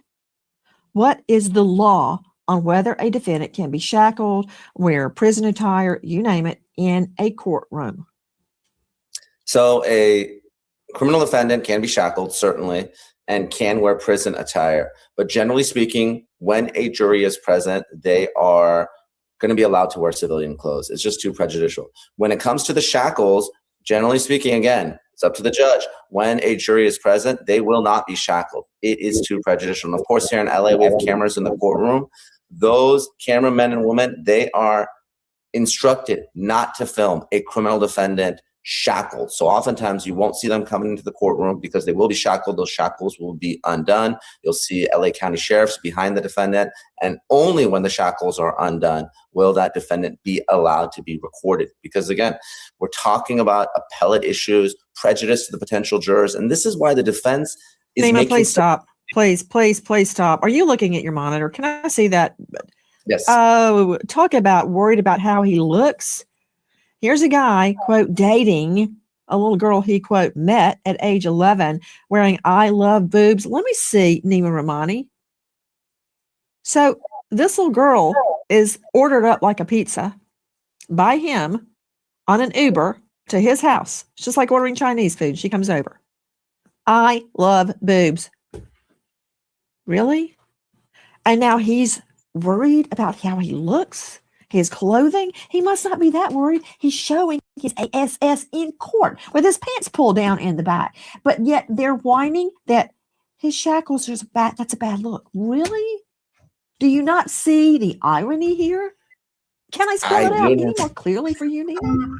I do, Nancy, but these are criminal defense lawyers and they're going to push every advantage they have. And one of them is pretrial publicity. That's why this Emmy leak is a big deal. That's why being filmed in prison garb and shackles is a big deal. And that's why judges do everything they can to protect their rights. Is she rubbing oil on him? Oh my goodness, he's got somebody to rub oil on. You know what? Okay. Lauren Conlon, the case is going forward. The defense claims they're ready with much bravado. Then they give a little, they say something about, but we haven't gotten all the discovery yet. There you go. There's an opening for them right there. Come showtime, go time. They're going to say, we didn't get all the discovery. They want to appear as if they're ready to go forward, but they're giving themselves an out. Did you hear that?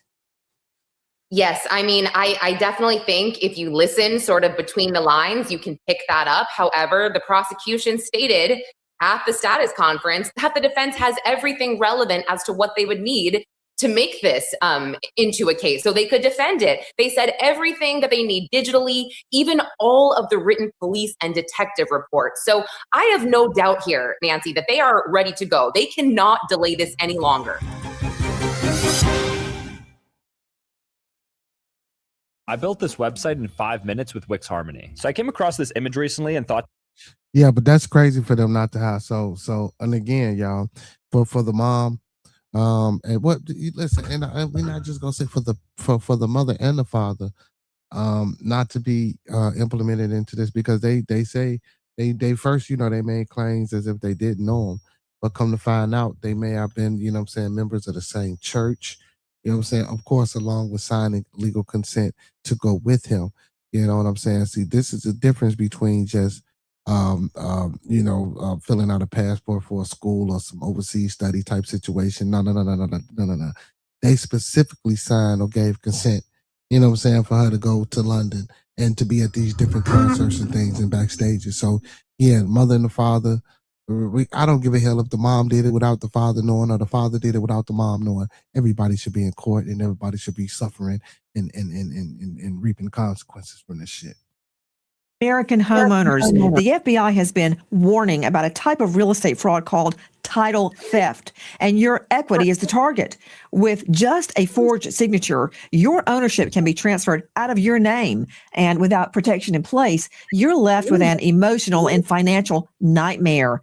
That is why we partner with Home Title Lock, so you can find out today if you're already a victim, and good luck.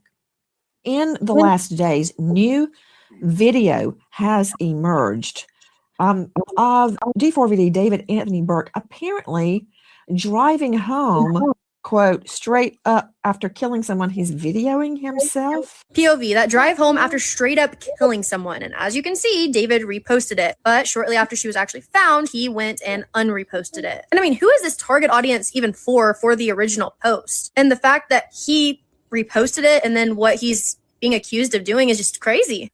That from Nehemiwim 9Q on TikTok. Okay, Dave Mack, what are they talking about?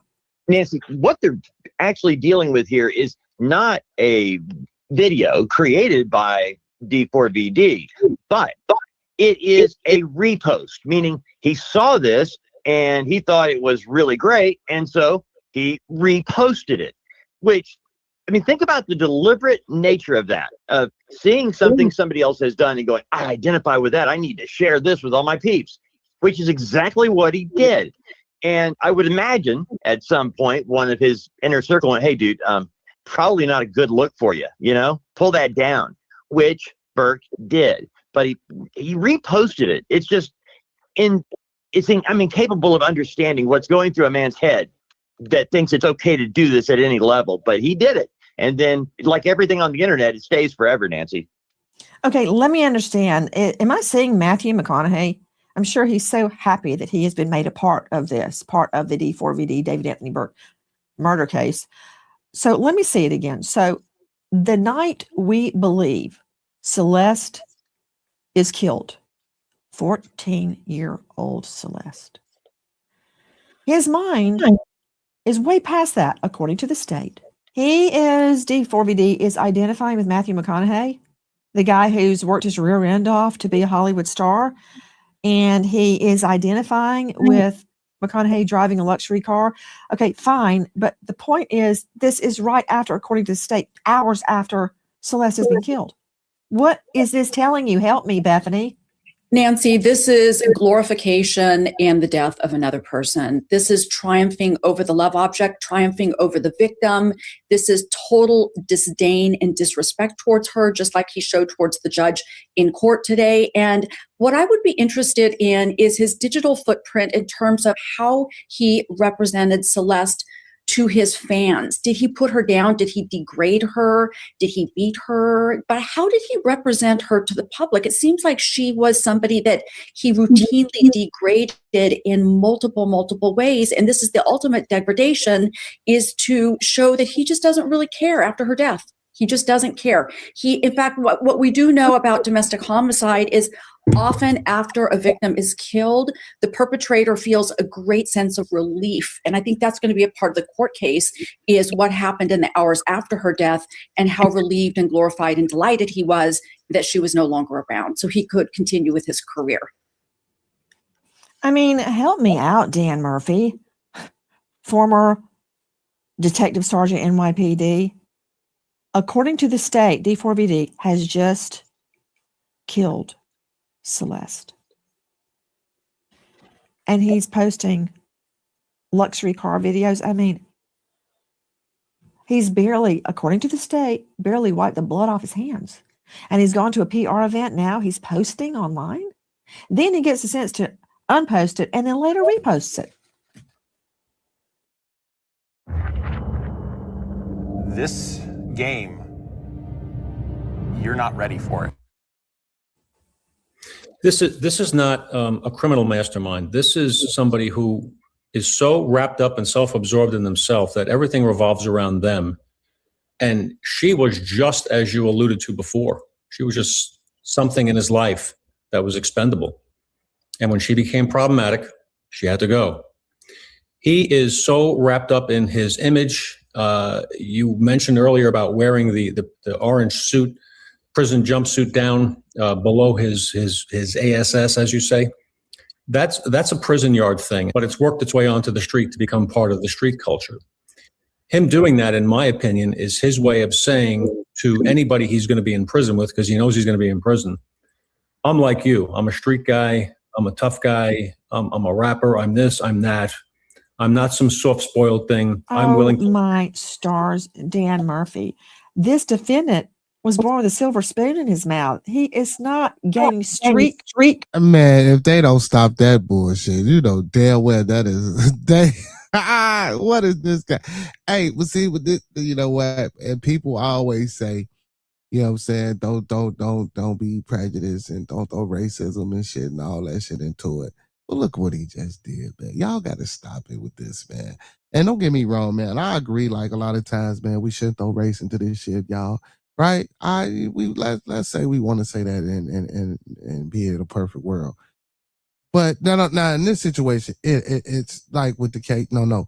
But just like with what the fuck he's saying, though, bro. Like, stop that shit. Cred to me by literally showing his ASS in court. That said, the plot thickens, Report on this. the deception intensifies. I want you to see something that we've just found. This is D4VD with Celeste in the back of an Uber. Watch. Keep looking. Keep watching. Watch Celeste. Once again, she's covering her face. I mean, keep it up. To Lauren Conlon and Control Room. Oh, that is from our new friend and operative, Orden Yu on TikTok. While Lauren is talking, I want to see that. I want to see the other pictures. Very calculated, where she's always hiding her face in pictures. Lauren Conlon, why would she be hiding her face other than to hide the fact she's underage? Well, I think you nailed it right there. And Nancy, I had never seen that video of her in the back of the Uber, and my heart is broken. Her hands, her little hands, they just look so small. She looks like a child to me. And it's breaking my heart even more, especially amid all of these issues, these procedural issues that are going on right now. And I also want to point out, Nancy, that video of Matthew McConaughey that David reposted, it's giving me the chills because David went back and forth to Santa Barbara, the alleged dump area where her ID was found. I'm seeing all of these parallels between other notorious killers. Dr. Bethany Marshall, what about it? Well, it shows consciousness of guilt, premeditation. Preparing for a dump site is one of the things that we assess for when we try to determine how premeditated was a crime. And usually that involves a lot of driving, looking for just the right spot.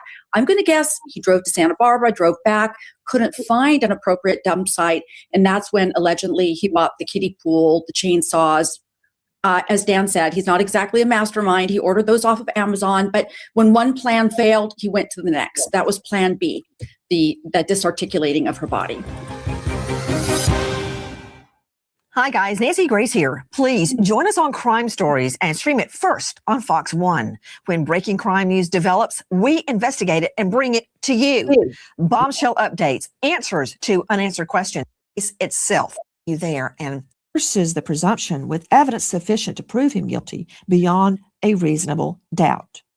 We will be in the courtroom when the preliminary hearing starts. If you know or think you know anything about this case, please dial 213-486-6890. We remember American hero Officer Trevor Howard of Marked Tree PD, Arkansas, just 25 years old when killed in the line of duty, leaving behind grieving parents, Don and Joni. American hero, Officer Trevor Howard. Thank you to our guests for being with us, but especially to you for being with us tonight and every night as we sit. Now, so for me, you know what I'm saying? Like, and I get it. You know, a lot of the times, you know, when we run this type of content and we run these type of things and, you know, we like to talk as people and we go back and forth. We know that a lot of people say, well, you know, why do we put race in? Why do we say this? And, I mean, man, we got to stop that shit because, and the reason I say that is because we know damn well why. We know damn well why. And for people to sit here and say that's not a thing or that's not an issue, it's fucking crazy. They'll put a nigga in jail in a minute. It won't be no protest, man. So you know, it won't be I no. was in jail in a New York minute. Yeah. And that, but you know, so and then, you know, even with the Nolan Wells case, man, you know how a lot of times, you know, the people are saying, man, you know, why everybody want to throw race up into that and this, that, and the third. Because I'm gonna tell you, man, and I'm gonna keep it 100. If those were 3 black boys or 4 black boys, man, you best believe they'll be locked up and shit right now by now. Hey, man, Without, I just said that, man. I'm just saying because because when we run these content and we run these things, and you know, because I like to respond to. It ain't like I got like 1,000 people in the chat, so you know I like to try. Even if I don't respond, I still like to try to put everybody's comment on the screen if I can't get a chance to read it or whatever the case may be, and maybe try to acknowledge it. A lot of the conversation or a lot of the chat comments be insane with racist comments and it's just insane. And it tends to believe to ask the question, and I would love to have a conversation with some people, whether they're white, black, brown, red, whatever. I want to have a conversation on, preferably black people and maybe some European Americans about, can black people really be racist, or is it more of the trauma that we suffered? You know what I'm saying? I mean, it all depends because for you to say that a black person is racist, meaning that so the only self racism or as I would say, colorism that I see amongst us is amongst each other. I don't necessarily think we're, so to speak, racist as if we implement systems of division or psyche and things like that to fuck up other communities or other ethnicities or other nationality of people. See, we don't do that. If we're doing that, the most destructive thing that we do is to ourselves, which is insane, which is pitiful, which is egregious, which we need to stop. And I'm not saying sitting up here trying to say, man, we play victim, because I'm not a victim. I'm very successful. I don't try to sell and promote. I just seen the brother say, "Oh man, he's a racist. I'm a racist, and I push this." So let me tell you this. So if you break down the word racist, if you want to say that I'm a racist, I absolutely am a racist. I am for the uplifting of my people, because that's all the racist is. See, now when you get into these words and you want to get technical, now am I prejudiced or am I a bigot? No, I'm not. You feel me? No, I'm not. Those are three different things. So being a racist, if you break down these words, it's just like a scientist or a biologist. You feel me? And I did a brief, quick little synopsis of the prefix ist and the suffix ra and where they come from and what they mean. So yeah, in that term, yes, I am. You feel me? And listen, there's nothing wrong with anybody being a racist if they're for their people, for the betterment of their people. Now, you out here pushing bad shit and destruction on others in order for you to survive when you don't have to.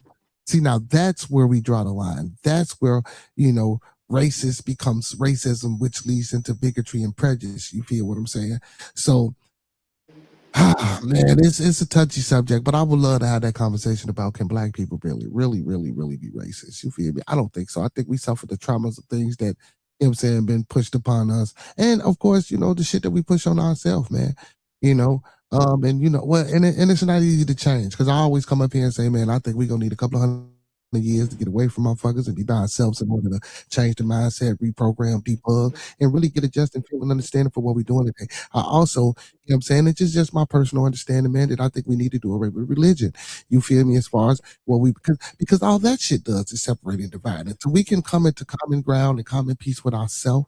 That's why I push those 5 key components when I started in my show. Love, peace, respect, motivation, and inspiration. Those are things that you should be doing for you. And once you can internalize and accomplish those things for yourself, you can start spreading and resonate that energy off into your community, off into your family. And again, also family. That's another things that need to be, you feel me? Women, close your fucking legs.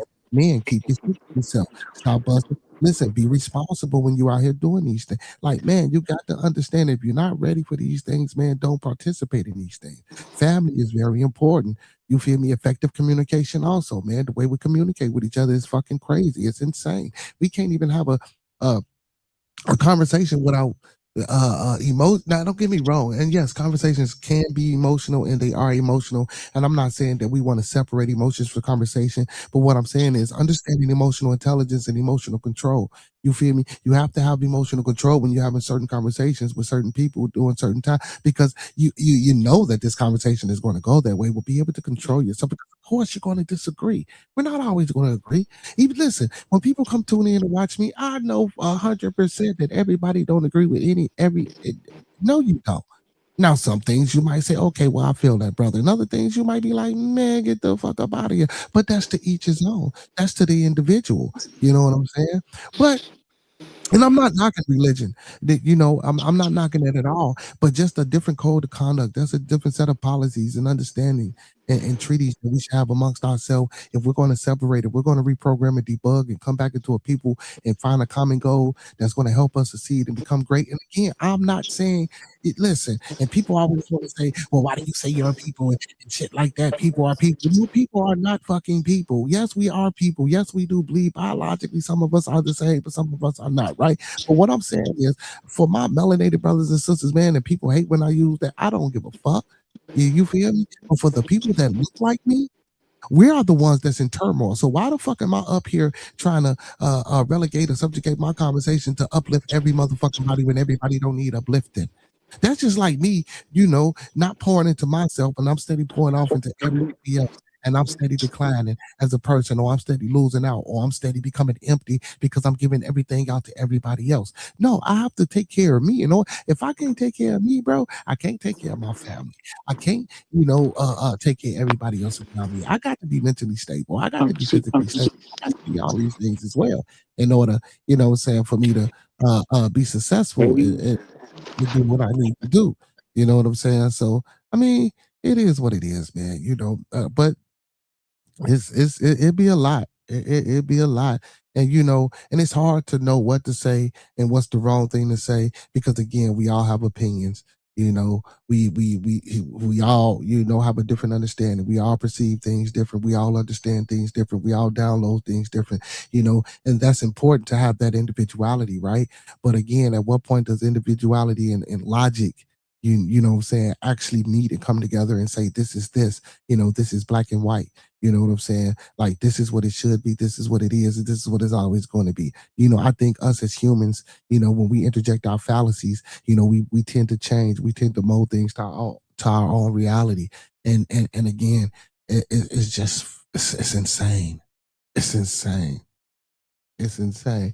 She says religion in the 21st century isn't the same as 1970 to 1990. I mean, I perfectly, and I agree, but I don't want none of it. I don't want none of it. You say your family say when it comes to white people, Mexicans, you race. He say, right, the folks love to say black and brown coalition. There isn't a black and brown coalition. People need to wake up. And that's absolutely right. There's no coalition. What it is just everybody is for themselves, right? And I'm not saying that you shouldn't be for yourself and for your people, but I think my people need to be more into ourselves. I ain't talking about, listen, I ain't talking about going back into no motherfucker. And listen, I'm a historian. That's what I went to school for. That's what I study. That's what I come up here and for the most part, before I started doing the content of the Nolan Wells and the DVD, D4D or whatever, things like that, I'm all about, the empowerment, the uplifting, the social, the political, the economical development of our people, right? You feel me? That's mostly what you've not necessarily so militant and radical, but just, for understanding. I believe we need financial literacy. I believe we need more community engagement. I believe we need more effective communication with our youth and with each other in order to sustain what we're going through. You feel me? As a people. You know what I'm saying? And I'm not saying that we're going to reach the unity phase all at one time, because I know that's hard. Because guess what? White folks don't unify with each other neither. They just find a common goal. And when they find that common goal, they run with it. That's all I'm asking for us to do, is to find a common goal so we can run it, so we can become better, so we can have things that we don't need to rely and depend upon, motherfuckers to give us something. You know what I'm saying? But again, a lot of these things are easier said than done. But again, a lot of them not. All we got to do is just wake the fuck up one day and just do it. Just do it. Real shit. Just do it. A lot of us complain about when we go to black stores, we got to spend, this amount of money or that amount of money. But do you understand why? Because they're not buying in bulk. They don't have warehouses. They don't have these things. So instead of complaining, let's put money together in community, man, and get these things for us so that we don't have to suffer and pay these prices. See, if we work together, we can knock down a lot of the shit that we complain about. If we don't work together and we just fucking keep complaining, none of this shit is going to change. And I'm not saying it takes millions and millions of dollars, but guess what? If we come together, we can get that and do that. But, I mean, teach its own. But before we get up out of here, man, I want to get into this conference yesterday that was had with the Nolan Wells case. I want to get into this conference. And also, man, I heard that that they saying that, I don't know if it's the FBI or the investigators, I'm not sure though, of the agency, that they're requesting 48 hours for them to give up Nolan's phone. But let's get into this. Let's get into this.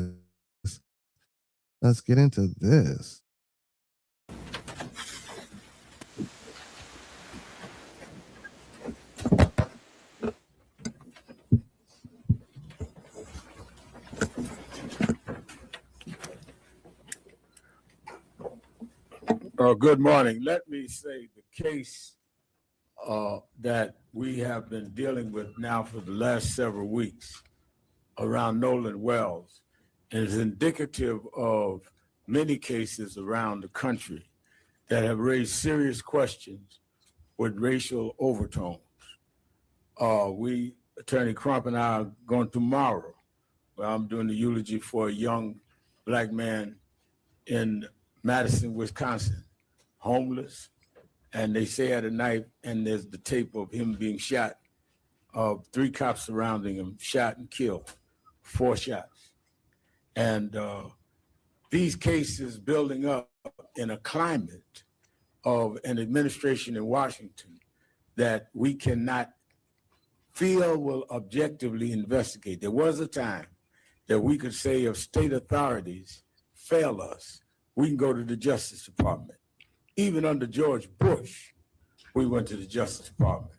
We, at this point, have to hope that one, we can deal with civil courts, or secondly, that there's a balance of power with the Democrats taking the House in November, and maybe the Judiciary Committee under that can at least put a check and balance on cases that need to be investigated.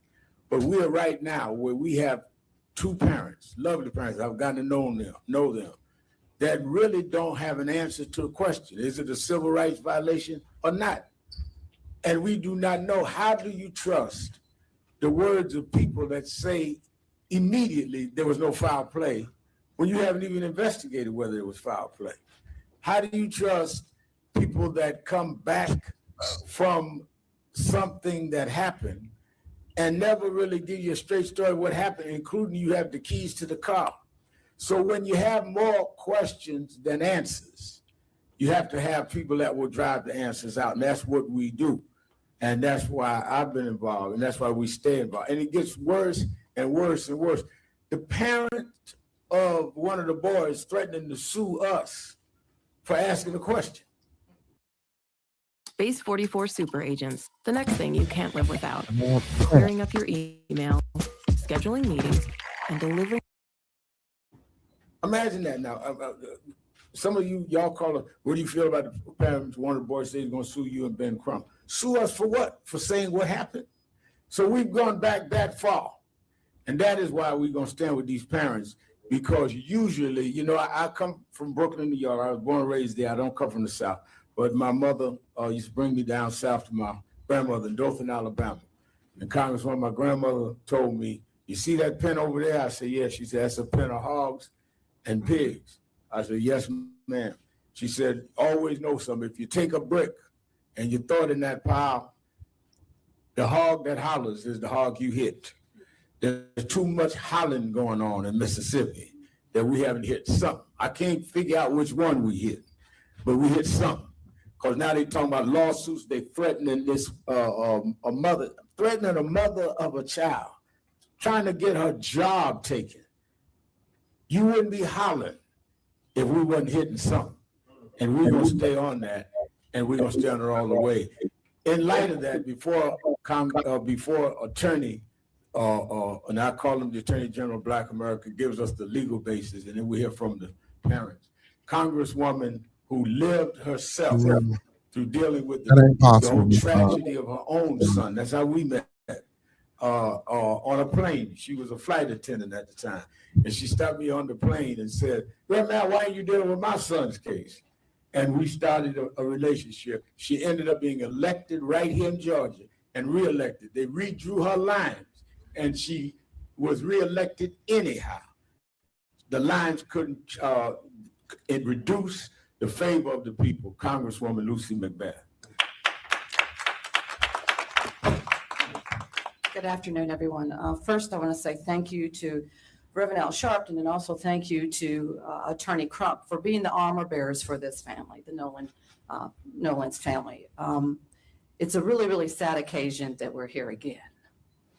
I was just saying to my staff on the way in, it's like this brings back so many vivid memories for me and my own family, having lost Jordan to unnecessary gun violence in November 2012, Black Friday, simply because he was Black and playing loud music in his car. And so here we are again today, here for the loss of another Black young man in our community. And we find ourselves asking the same questions. How did it happen? Why did it happen? And this family stands here demanding answers. This family deserves answers. I myself sought the same justice for my son Jordan that they're seeking for theirs, and they deserve answers, and they deserve justice. Justice that should not be denied this family, or should ever be denied to any of our children or lost loved ones. As a member of the Congressional Black Caucus, I'm the second vice chair of the Congressional Black Caucus. We are demanding a full federal investigation. Kash Patel, we're demanding a full federal investigation as to what has actually happened to Nolan Wells. We want to make sure that every stone is unturned because his life matters. All of our children's and our families' lives matter. And we must fight back. We must stand up, and we must demand accountability for this family's loss. We cannot turn a blind eye to what continues to happen again and again and again. That's the reason why I ran for Congress, to make sure that we continue to put a face on what's happening to our families and our communities every single day. This almost feels illegal to know if you're a side sleeper.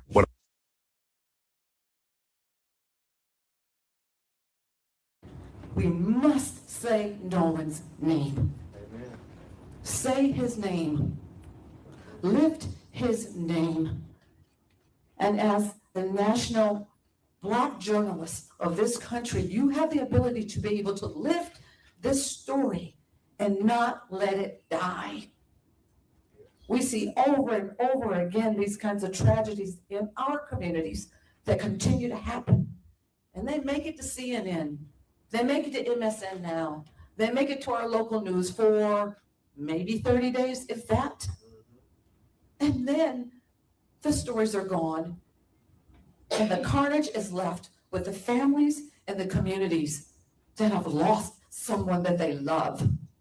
So I thank the National Black Journalists. Thank you for lifting this family story. Do not let it die. Continue to say his name. Continue to tell his story, because they deserve justice, and it matters. It mattered for me. It mattered for Trayvon. It mattered for Eric Brown. It matters for all of our loved ones that we have lost. As Attorney Crump comes, let me say, as Congressman McBath has said, the caucus has asked the federal government to look into it. For those of us that are worried about the politicalization of the present administration, that is why January becomes important, that we have a judiciary committee that can also monitor when investigation happens now or does not happen. So it won't end there. They may come out with any announcement they want in the next month or so. We're having the big march August 28th in Washington, we must deal with voting rights. So we have the right people in, so we can check and balance. I want to say to people in Mississippi, whatever investigation you come with, once we have a fair and balanced government, your investigation will be investigated. It will not end. Now, what does any of this got to do with goddamn Nolan? Benjamin. Thank you so much, Mentor. Reverend Allen, thank you for helping not only lead the effort to get to the truth, but keeping this family in your prayers as you have done so many more families, giving them support. I'm Attorney Ben Crump, along with Attorney Eric Hertz, Attorney Lisa Park, Attorney Ahmad Smith. We have the honor of representing the family of Nolan Wells. Obviously, you all have come to know his parents, Christine and Elmore Wansley. And this is hard. I heard Congresswoman McBath, who lost her son Jordan almost 12 years ago, And it's still raw and emotional when you hear her talk about the loss of a child. I mean, he's not coming back. And that is the story. Everything else is just, hyperbole, is distractions. The story is what happened to Nolan Wales. Somebody knows something. Somebody saw something. I'm thankful to Reverend Al Sharpton and Mr. Tyler Perry and Terrell Owens and Byron Allen putting up these rewards. I understand others have now put up rewards, and that's good because that means we all have the same objective. We want the truth about what happened to Nolan Wales, and it is urgent. It is urgent because each day that goes by, you worry, will we ever get to the truth? And so that's why we want to thank CBC for calling on the federal authorities and anybody else who has resources to help this family get to the truth of what happened to their son. I know I was talking to Christian Clark, and she said, no, let's make sure that all taxpayers' money that goes to support federal resources apply to our children too. I mean, let's say nobody should say, oh, it doesn't matter that much because it's a black child. No, it matters. All of our children matter. And so we are going to continue every day to say his name, Attorney Hertz, Attorney Park, Attorney Smith, trying to work with the local district attorney to give them what they need to do a thorough, fair, full, impartial investigation. That's what we're asking for. Everything else is just a distraction because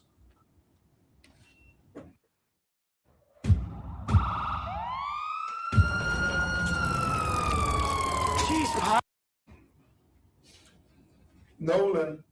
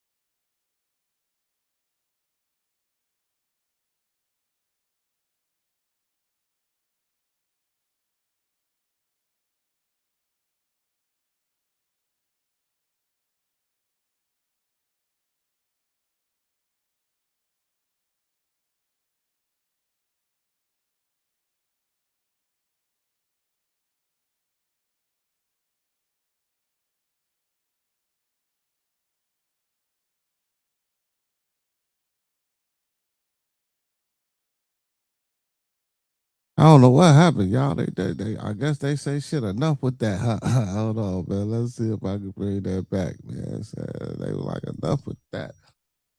I apologize. I don't know why. everybody who claimed to ever be a friend of his, can we come together in unity and pray for the truth and try to have love in our hearts for this family, for this broken mother and father, his sisters and brothers? Can we try to give them grace and give them love and pray for their humanity, for their son who was lost on 4th of July and is never coming back? Is that so much to ask? Let's have a National Day of Prayer on August 19th, next Wednesday, for Nolan Wells. And at this time, we hear from his mother and father, then Eric, and this will try to answer your questions. Hello, everyone. Thank you all for having us, for platforming our son's story.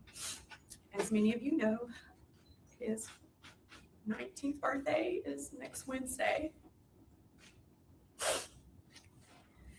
And it's, as the days gets closer, and it's definitely getting harder, that realization is really sinking in. That we don't have our son physically here anymore. And I think a lot of people have forgotten. Only thing we want to know is what happened.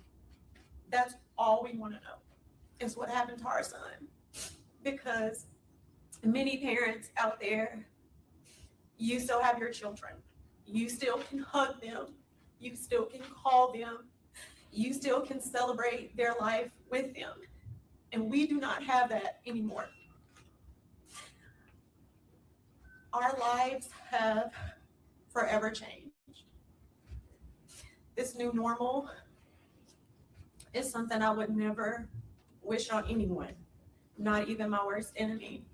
The hurt that we feel daily, the conversations that we have to have, not just with each other, but also with our other children as they are grieving as well. So we ask that everyone, please, next Wednesday, join us in prayer. Yeah, I don't know what that was. As for us as a family, but also too for everyone out there, but especially for Nolan and the process that we're going through. And again, we thank you so much.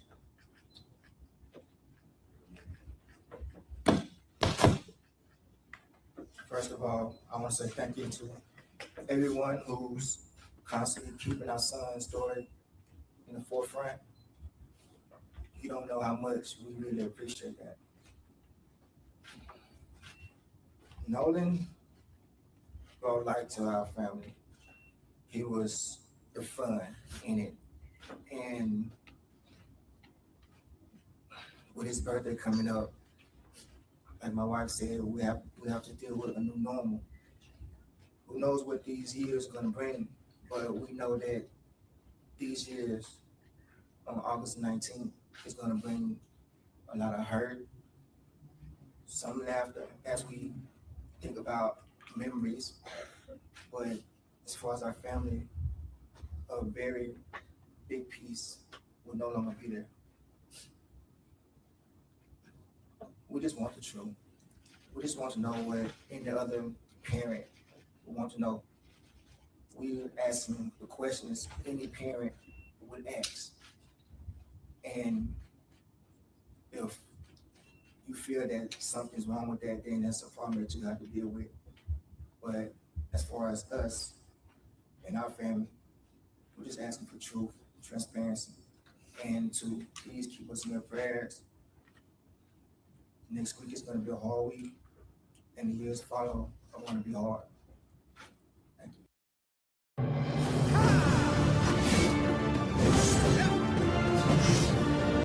Yeah, I just don't like the way, I just don't like, I don't know, man. I'm starting to agree with people about this house shopping. Very much. Christian and Elmore, it never gets easy, Reverend Al. And they're asking, I know Reverend Jamal Bryant is coming to Ocean Springs. Anybody who can come to Ocean Springs to be at the prayer visual with them on a Wednesday evening at 7 p.m., please come. And if you can't come, please have prayer visuals in your city, in your communities. We need to find out what happened.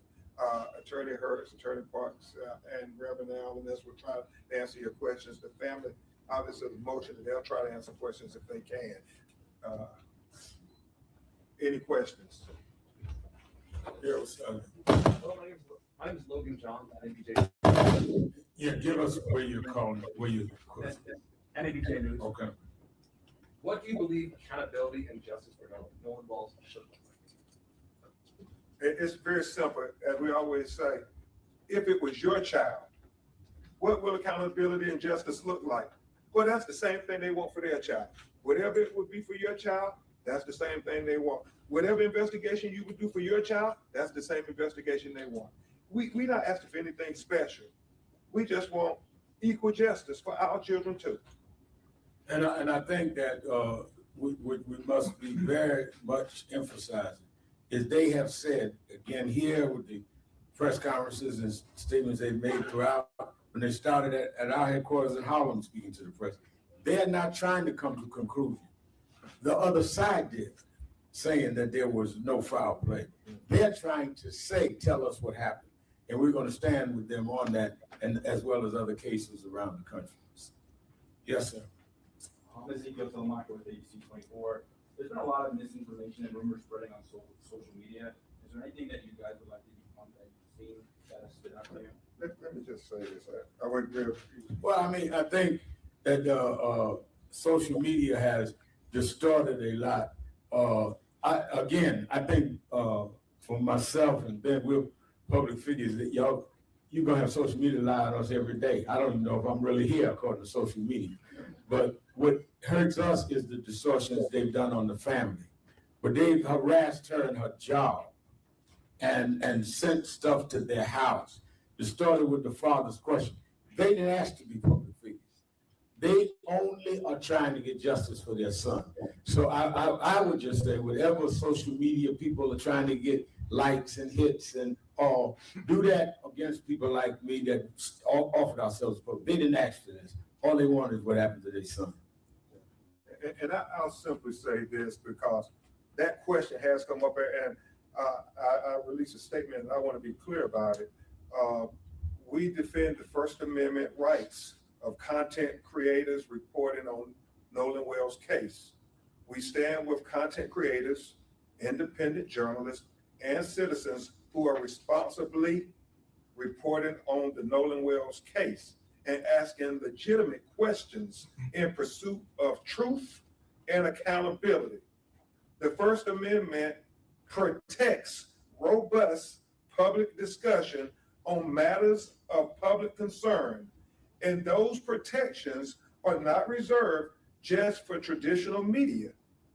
We are deeply concerned when cease and desist letters, threatened lawsuits, or other legal pressure I guess that's become gonna stop all that tools cease to and desist. intimidate or silence lawful scrutiny. There is an important difference between knowingly spreading false information and asking questions. Examining, I want to make sure I get it exactly as we said. Okay. There's an important difference between knowingly spreading false information and asking questions, examining evidence, identifying inconsistencies, expressing opinions, and demanding transparency. Reporting should not be silent. Reporting should not be silenced, and legitimate questions should not be met with intimidation. Those seeking truth and accountability in the Nolan Wells case have every right to continue asking questions and demanding answers, because we are America and we have a right to the First Amendment that includes Black people and all people. Hi, Denise Clay Murray, Philadelphia Hall Monitor. My question is for Congressmember McBath. Has the formal request for the FBI from the Congressional Black Caucus been delivered to the FBI, and what deadline have you given them for a response? We've actually we've actually written a letter, a formal letter, and it's already been executed. We've already sent it forth. We are giving them time to respond. We did not give them a specific deadline, but we did say that we are expecting to have an answer as soon as we possibly can. Attorney Crump, Brian Young from CNN. Thank you to the family again for staying here and talking to us. There's been a lot about the meeting that you were supposed to have with the DA's office and the cooperation that they were supposed to be giving. Can you update us and tell us whether or not the family has had any contact with the DA's office? Are they talking with you? Have the investigators put their arms around you at all? Attorney Eric Kurtz and Attorney Parker. Please. I'm Eric Kurtz, with law firm Eric J. Hurts PC, and I am heading the independent investigation in this case. I think the first thing, before I get to the exact question, is what's worse than losing a child? Probably nothing. But what makes it horrible is not knowing, and transparency is the key. So with us going into this case as doing an independent investigation, we first thank all the people on stage, all the people that have helped, and we thank you, the media. We have had much communication with the district attorney, and I feel that is confidential. We have cooperated, I can tell you that, and we just want to cooperate like anyone else would have to cooperate. And we are continuing to do that. It's a duty to our clients. For just $67, you can generate as many videos as you want and never have to worry about showing your... So just to address that specifically, you may already realize. What's happening, man? What's going on, man? How you feeling? How you feeling? How you feeling? Not much, just paw-pawing today. I'm through paw-pawing though, but still checking out the show and just came from AA meeting. Okay, all set. You got the grandbaby and shit. Okay, man. What you got to say, man? Fill us in. What you got to say? What you thinking? In and not because I was, with my grandbaby on which one, this or the David thing. The David thing. We'll start with the David thing. Man, he's in. Whether he done it or not, he needs to just be locked up. That's all I can say. Whether he done it or not, you know what I'm saying? Because for some reason, I don't feel like he done it, but at the end of the day, you still done something. You know what I'm saying? That put that girl life in jeopardy regardless. You know what I'm saying? What about the parents? Do you think the parents should be locked up as well? I mean, I can't put my finger on the parents because at the end of the day, well, yeah, because if I'm not looking for my child, it seems like they know something, but they trying to stay away from something. Yeah, because they don't want to get implemented in the case. So I think the parents should be locked up as well. Because there ain't nowhere in the world my daughter missing and gone for days and months. Like when the little girl passed, they didn't even have you seen her? You know what I'm saying? None of that. You feel what I'm saying? So like that'll be a big question into it too. You know what I'm saying? Like why y'all wasn't even. I think they know of him. I think they know of him. Like I think they know what was kind of going on. Well, they said they the passport thing in order to go to London to his concert. They had to sign off on it. Right. And I'm gonna tell you another thing too. All these people talking about they thought that girl was 18 and older. Man, ain't nowhere in the world. Y'all just trying to stay out of it too because you can be like if I know it's like when you know your partner doing a crime, but you don't tell on them, so you keep quiet and act like you don't know what was going on. What they call it? Oh man, accessory, not accessory, is it? Yeah. They accessories to the fact. You know what I'm saying? But you can look at that young lady and tell that she wasn't 18. Don't get me wrong, but bro, there are people who look like that, but you could tell she was. And even if she, and let's just say, okay, even if she was, what the like, bro, he knew she wasn't. Right, because I never in my life met a 13-year-old that I thought was grown. You feel what I'm saying? Like, oh, she was like mind wise. You know what I'm saying? Like, she can like is the most I can feel like a person can be mature than their age is 3 years. So if she 13, she might act 16. You see what I'm saying? Like maybe she can go for 16. But there ain't nowhere in the world you thought she was 18 or better. Ain't nowhere in the world. Nah, I ain't no 13. Yeah, that was a little, you could tell, man, just the way she act. And but again, I don't know what she did. See, but we don't know. See, because maybe, if she was around, she might wasn't with the friends or around the friends like that. Might have came in or he might have come away. So maybe people didn't know. So maybe they only seen her one time, and maybe that's probably. I don't know. But again, lock his ass up, lock the mom up, lock the daddy up, shit the manager, because I think the manager knew. Everybody knew. friend who lock his ass up. You know, once a lot of these people know these celebrities weird fantasies. You know what I'm saying? That's what I wanted to talk, because I had heard you say, why would you mess with somebody? But some people just got weird fetishes, bro, and that's just their mindset, bro. And I'm not condoning it. I'm just saying some people just weird as fuck. You know what I'm saying? Yeah, that's just ridiculous, though, man. At some point, that's just a little bit outrageous. Yeah, that's in the morning. You know what I'm saying? Like, at the end of the day, you know what I'm saying? Like, even if you was looking out for her better being, you not having this girl in school, you not, you know what I'm saying? None of that. Like, but it's still, bro, you got too much money. And that's what be tripping me out. That's when I know it gets weird with people, bro. Like, that's why I'm scared to have too much money, because I never want to be weird. Well, hold on. But first of all, who said he had a lot of money though? He ain't worth that much damn money, bro. He not. You know what I'm saying? He ain't. That motherfucker. That's not no poor neighborhood he was staying in. Man, listen, man.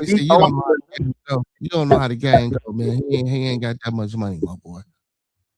I don't know. He around money regardless of the fact. You feel what I'm saying? Even like some people, even if you ain't got that type of money, you stay like, just say he playing like the Joneses. He just want to look the part. You feel what I'm saying? You still need to act the part. You feel what I'm saying? Like, if I ain't, how broke niggas act like they got money. You know what I'm saying? Yeah, I mean, no, don't get me wrong. He worth about 2-3 million, but to keep that lifestyle up. Yeah, if he worth 2 or 3 million, that's cool. But I'm just saying, well, yeah, he ain't even got weird money. Yeah, I see what you say. Yeah, them niggas be in the 50, 40 millions and over. Yeah, man. Hey, when they start acting weird, okay, I see. Yeah, he don't even have weird money. Nah, $2 million not weird money. Yeah, you know what I'm saying? Yeah, that ain't what, you know what I'm saying? That just, I barely got through the toe type situation. You know what I'm saying? No, but no, and it ain't weird money, because motherfuckers, you feel me? Like, we can't say that. You know what I'm saying? Because shit, you 2 million, it still get you shit that you ain't never had before. You feel me? Oh yeah. But I ain't say that. Now this press conference, what I really, at first I was with Ben. Ben Crump need to go sit his ass down, man. I get it, but man, Ben and Al, man, they need to go sit they behinds down, bro. Yeah, I'm gonna tell you why, bro. And like I keep saying, bro, let's take the race shit. I mean, I understand it's there because of what's going on, but sometimes let's just be men. Men like to be jealous of certain things. Maybe it was some jealousy. I don't know, but when you come in and talk about this is like Emmett Till, this can't be like Emmett Till, because you know what I'm saying, that was at a time when you couldn't be around white people and stuff like that.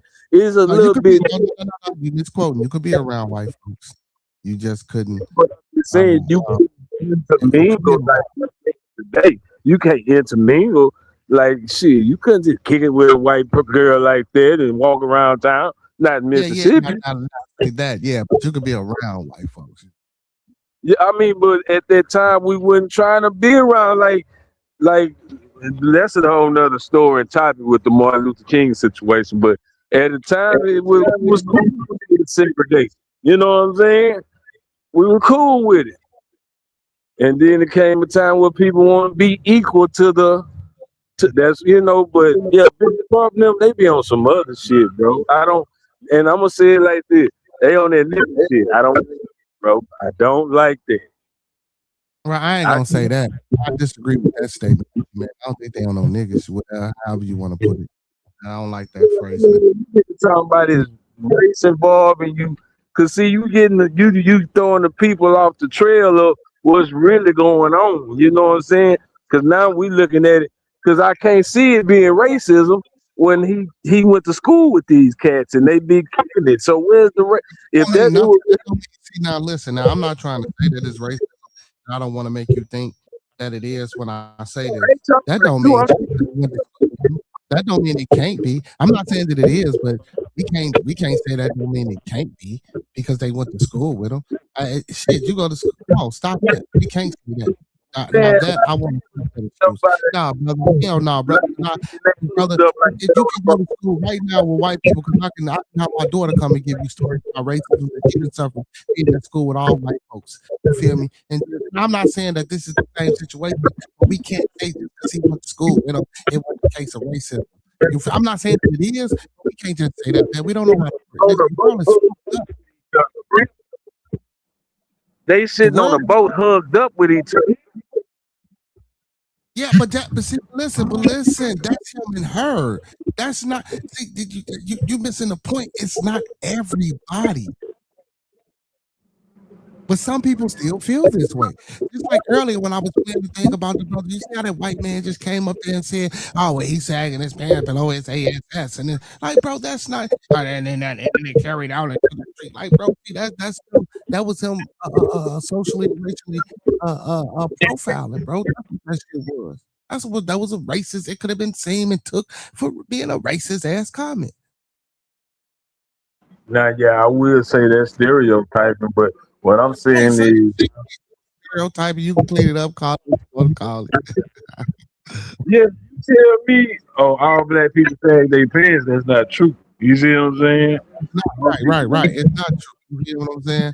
But what I'm saying, I'm not saying that you're wrong. But we talking about Mississippi. We talking about the things that didn't happen and the things that went on there, bro. Now, can I definitively say that this situation of the unalive and the known whales happened to be a racist or a case of race? No, I can't. Will I say that? No, I won't. But now the cover up and the inconsistencies and the protecting, well, the so-called seems like it's protecting and covering up and hiding things. I can say I could probably make the okay, well, maybe that has something to do with, you know what I'm saying? They sticking together, they covering up for these boys. You can go all ways. I will agree with you on that. Now, I believe it's more covering up than racism. I will say that. Yeah, but here we go. But where does the covering up come from? It ain't us covering it up. I understand, but I believe this. Let's say if it wasn't Nolan and one of them, I think they still would have did the same thing, maybe. I don't, and I disagree with you 1,000 million, Man, infinity%. And if you fooling your friend, them boys would have been in jail. Them boys would have been in jail. And you know damn well them boys would have been in jail. It wouldn't have been no same thing. No boys would have been in jail. I mean, if I got the power to cover up, anybody can get covered up. Man, you know Des, what I'm get the fuck out of here. So what? There ain't anybody. Come on, man. I don't know how you thinking. I mean, that's your opinion, but how you thinking anybody can get covered up? So you think man? Stop. Really think about what you say. You think they got the? Make it the. Come on, man. Stop it. Stop it. I love you, but stop it. They not getting shit covered up like the white boys can. But again, I'm not saying it's against the race, but as far as covering up shit, and my stepmom, judge, and my daddy's, yeah, bro. And I'm not saying that it makes any difference, and I don't want people to say that. I'm just arguing the fact of what he said. I'm not saying that these things are true for this case. I'm just being the devil's advocate to his response. Yeah, but no, bro. No, I just give them one of them other than Warren. Like if Warren would have been the one on the line, yeah, them niggas would have went to jail. The one parent, and then you got Boyd, he a football player. Like it's a lot of them got things going for them. You know, when they got power, they cover up. They cover up. We still ain't heard nothing about the Epstein file. That's a whole nother story. But I'm just saying, it's a bunch of cover up. Man, you ain't gonna hear shit, and y'all need to stop that shit. You ain't gonna hear nothing about the rich white motherfuckers coming out, man. And I'm not saying that I don't want it to come out, but you're not finna hear nothing about that, man. All them people that's in that, man, they not finna let that shit out. Go back though. And sweep that shit under. No, let's go back to the topic, bro. Like you say, we ain't gonna hear nothing about those rich white people because I'm covering up for them. Even it don't matter. we'll cover up for our own kind. You see what I'm saying? That's all I'm saying. We ain't covering up shit. What you talking? We talking about on a major scale. We not talking about some shit in the hood. We talking about a fucking nationwide case. We ain't got the abilities to cover this shit up. Stop it, man. Regardless who. If some Epstein files came out about some so-called niggas, as y'all like the word to use, that shit be all over the place. All types of leaks, all types of things. Stop. Well, they already did that though. They already said it was, they named all the black folks they were supposedly there. Exactly. You see what I'm saying, man? And I'm not. Oh man.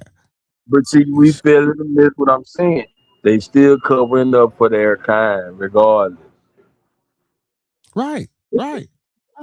So if this ain't just, I'm just saying, just look at it. If it wasn't about Nolan Williams, bro, and it was any one of them others, Nolan Williams would has nothing to do with it. And if somebody died on that boat, I believe they still would have covered it up, bro. Hell no, they wouldn't have covered up the white boys. You crazy motherfucker. One of the white boys would have got on that boat, and then all black folks, boy, them boys would be in jail. Ain't no fucking cover up, bro. You fuck out of here. I don't believe that. No. If this shit was flipped and the roles were reversed, those boys would be in jail. That's bullshit. That's bullshit, man. Nah, that's just opinion. That's just my opinion. Yeah, that's bullshit. I don't know why I don't even like thinking like that. Come on, man. You should know better, man. It ain't that I know, but that's what I'm saying. I know better. They would cover up. You know what I'm saying? Don't matter who it is. Yeah, I understand because of what's happening now. Yeah, but they should have known this was gonna cause a problem anyway, though. You feel what I'm saying? Because it wasn't knowing. But if they'd have said it was an accident, I don't really think it would have been this much press about it. That's what I'm saying. Because at the end of the day, I think they know something that they know is not an accident. You feel what I'm saying? And I think they just waiting to bring it to the grand jury. That's why they won't put it out there.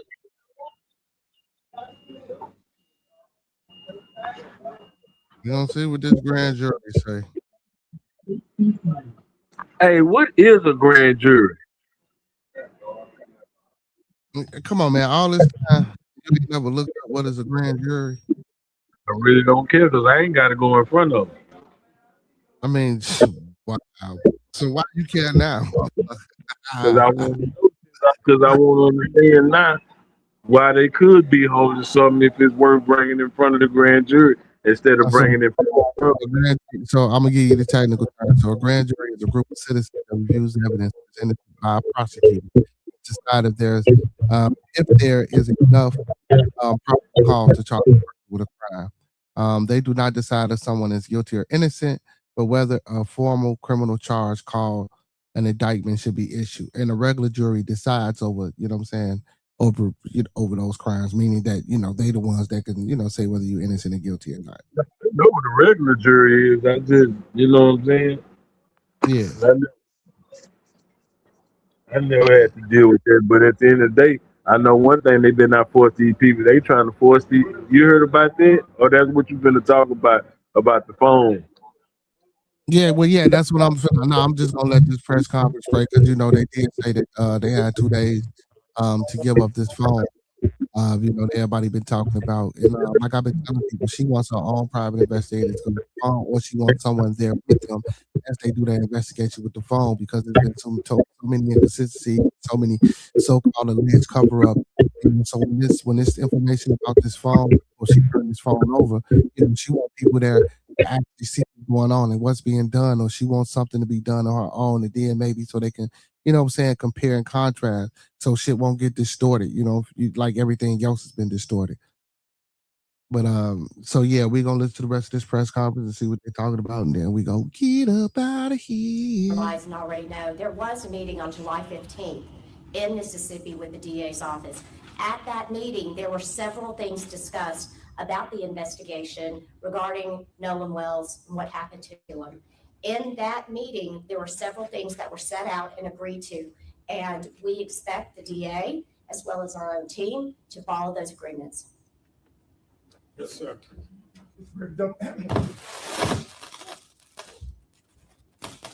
And it's Greg Dunmore from Post Beat Media out of Detroit, the ABC sister station TV20. Evil prevails when good men and women remain silent when the facts come out, and they will come out. If it indicates that something sinister did not happen and it was a freak accident, will you believe that the truth is still not being revealed? Because if the truth is not going to indicate on some level that something sinister was done, will you not believe it to be something else if the truth is that it was not? If the truth comes out, yes, and it's clear, then we will accept the truth. That's all we're asking for. And we only have said that the people that are attacking them for raising the question of the truth say the same thing. I think that we've leaned over backwards in every press event, at the funeral, me doing the eulogy, saying we weren't going to prejudge. Yet they keep getting lambasted. Imagine this.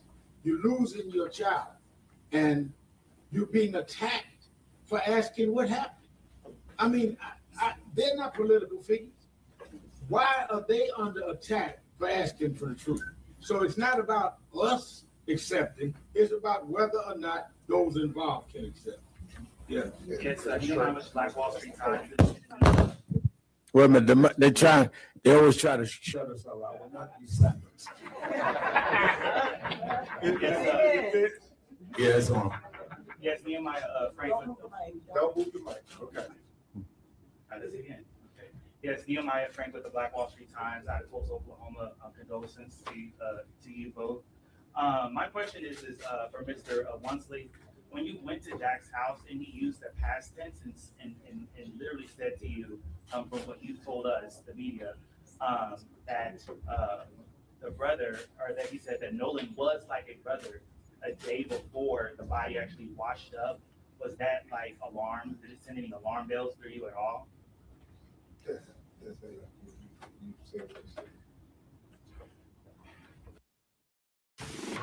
Traveling with your gun is a roll of the dice, because the truth is, one small mistake, whether you know.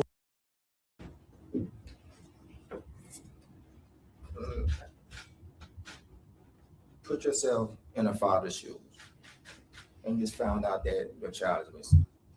The only thing you want to know is where he is. Trying to go back and think about specific words at that moment, I wasn't thinking about that. My mind and my focus was finding my whereabouts of my son.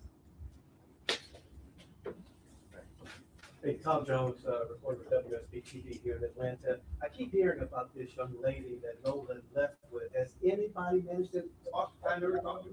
I think that what we're trying to carefully do is not impugn the investigation. So a lot of what may and may not have happened in terms of the dialogue with the lawyers and the family would not be prudent to testify on WSB Atlanta. Hi, my name is Jahara Wilson. I'm with Glavity. You're calling on the Department of Justice to open an independent federal review of Nolan's death. What do you believe federal investigators could uncover that local and state authorities? Let me clarify also, the Congresswoman wanted to get some clarity. Also, I do want to clarify that we've given them 7 days to respond. It was 7 days. So I'm sorry about that. What your question was, what do we hope to get from them, the federal investigation? What anybody will hope. We are taxpayers too. It's the federal resources that can offer resources to help investigate the matter thoroughly. And so Nolan was not only Christine and Elmo's child, but when you think about it in a philosophical way, he was all of our children.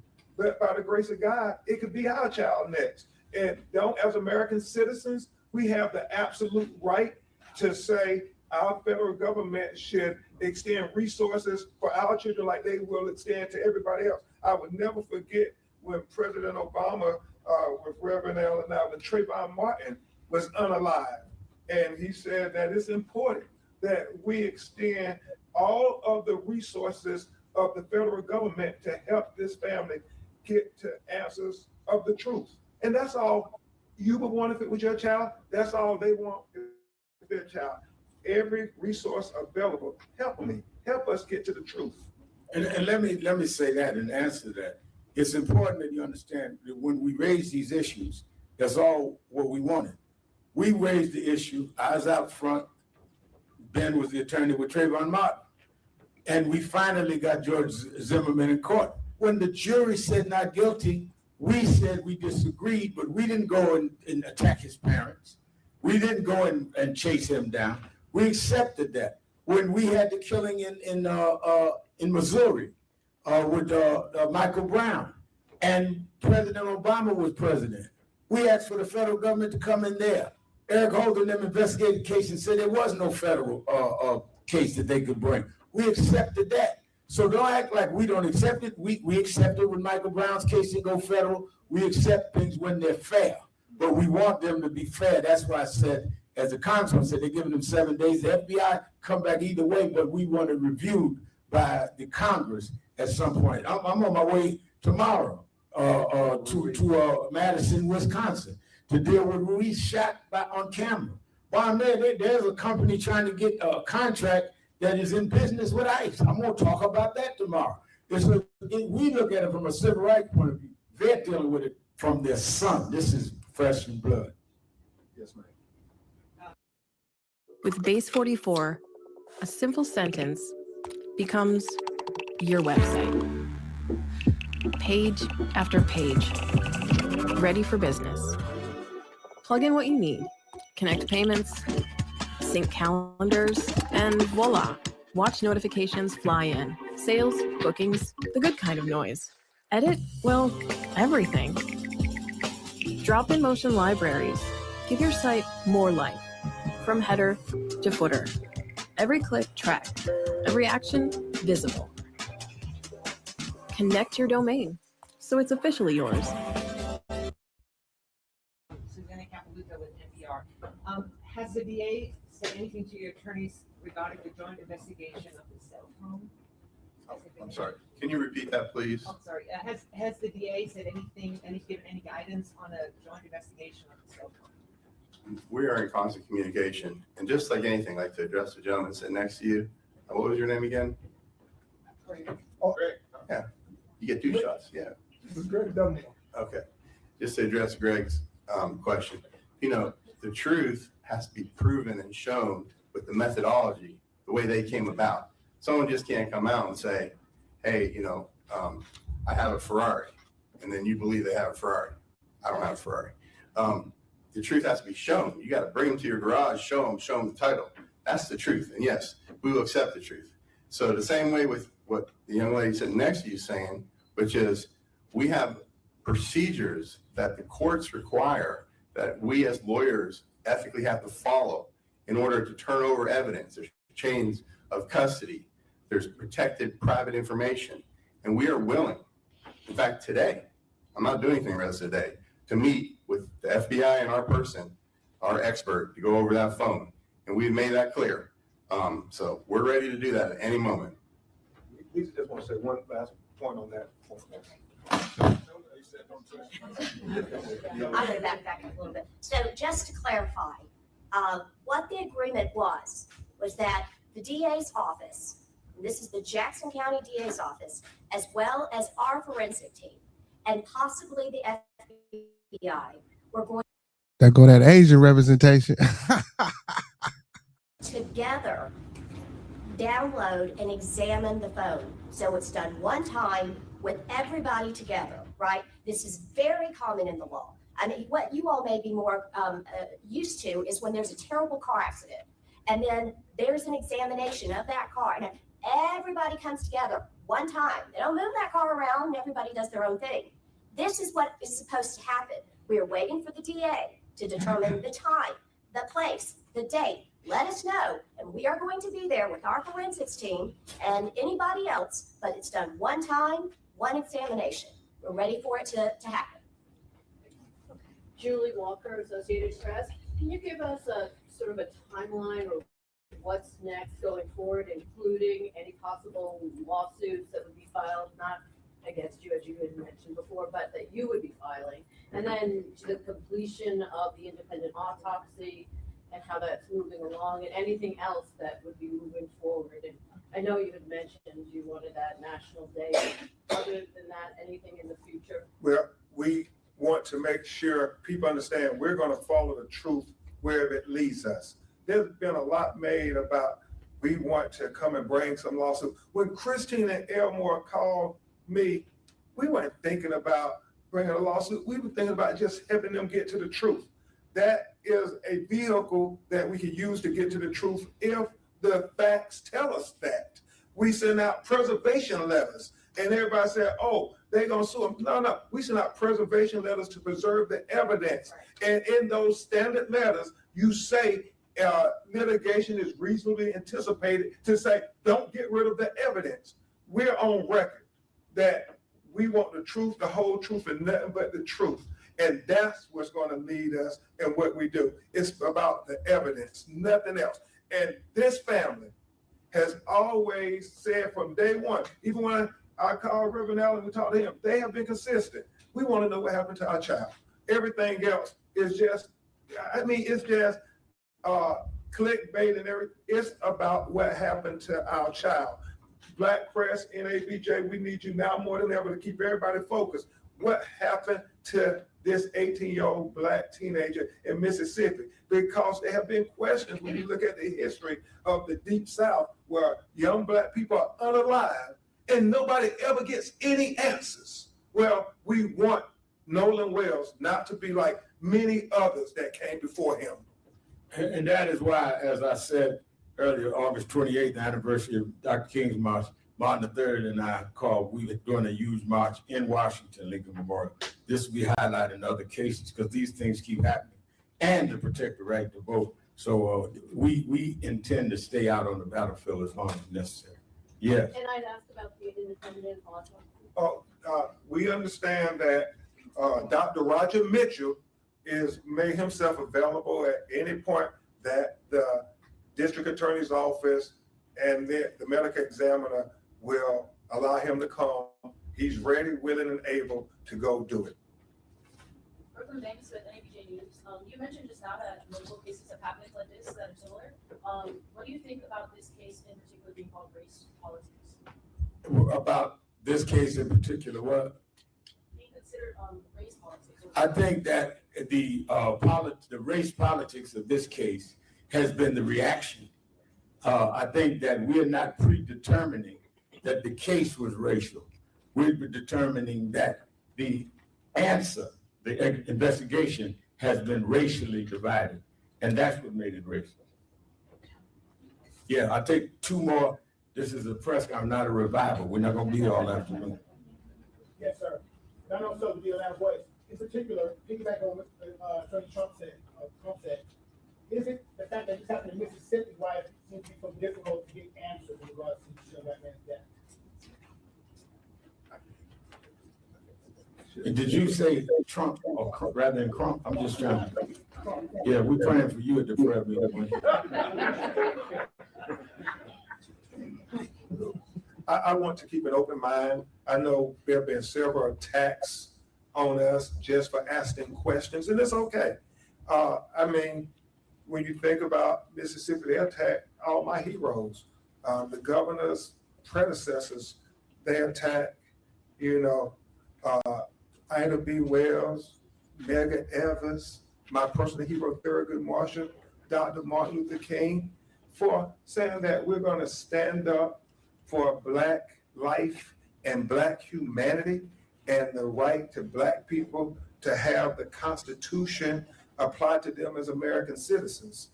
So I'm unapologetic in my defense of Black life, Black liberty, and Black humanity. God has a calling on all our lives.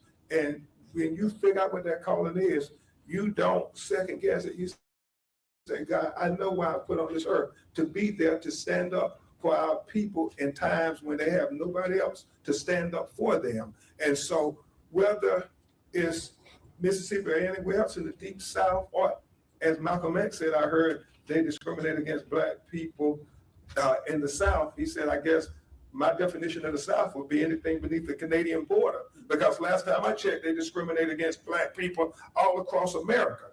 And so what we're saying is we are open-minded. We want to trust them, but we can't be naive. We have to verify everything, as Attorney Hurt said. Whatever conclusions you come to, we want the methodology. Whatever investigation you're doing, we want to know that it's the same investigation that you would do with your child, not treat Nolan any differently. That's what we're trying to do. That's all we're asking. All right, we're gonna take one more and then we have to take the family out. Jesse Jackson Jr., who has his own radio show. I represent KBLA today. Let me ask a question, Reverend Sharp and Reverend Convo. I'm OD in Paris, I'm OD in France. I thought that I told you I need the advance. Put down your IG and look at Congresswoman, Nolan Wells's body was found on federal territory, Horn Island, run by the National Park Service. Are you aware of any death investigation opened up by the National Park Service into his death on federal land? First question, actually 2 parts. There have been 7 arrests made for the swimming pool, also run by the National Park Service. Why the disparity between arrests over the reflecting pool in front of the Lincoln Memorial and 0 arrests, subpoenas regarding the National Park Service in the case of Nolan? The answer, and I have the lawyer's answer, is that is why we raised it, thanks to the CBC and Congresswoman, to a federal level, because the federal government has to answer those questions of involvement because Horn Island is federal property. And while they can have a grand jury indict around the reflection pool, then announce they're pulling back the charges, now have with a new special grand jury. They went to a pool twice and haven't come to Horn Island one time, and it was federal property.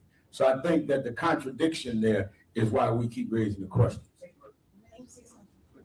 And also too, as a matter of record, you know, being in Congress, there is federal oversight.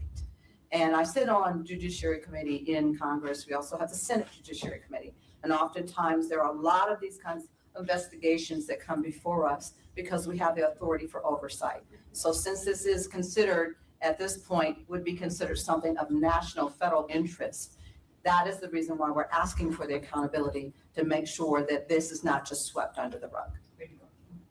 And I'll say in conclusion, thank you to the media.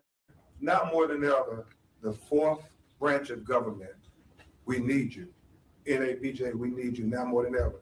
We're talking about Nolan Wells, but remember, there were 2 other 18-year-old Black teenagers who were unalive in highly questionable situations. Tyler Smith and David Urban. And we need to be talking about these children. We got, you know, the young lady, Alyssa Hackett, who was, I mean, brutalized by a state trooper and who cursed her. I mean, she's a tiny Black teenager. And, you know, Reverend Allen, as we were looking at the video, as a girl dad, I mean, if a police officer can't have an interaction with a Black teenage girl without body slamming her, cursing her, and punching her in the face, what does that say about where we're at in America in 2026? This is about covering those stories, even when people who may run your news outlets don't want you to cover the stories. We need you to give us a voice in the tradition of Ida B. Wells.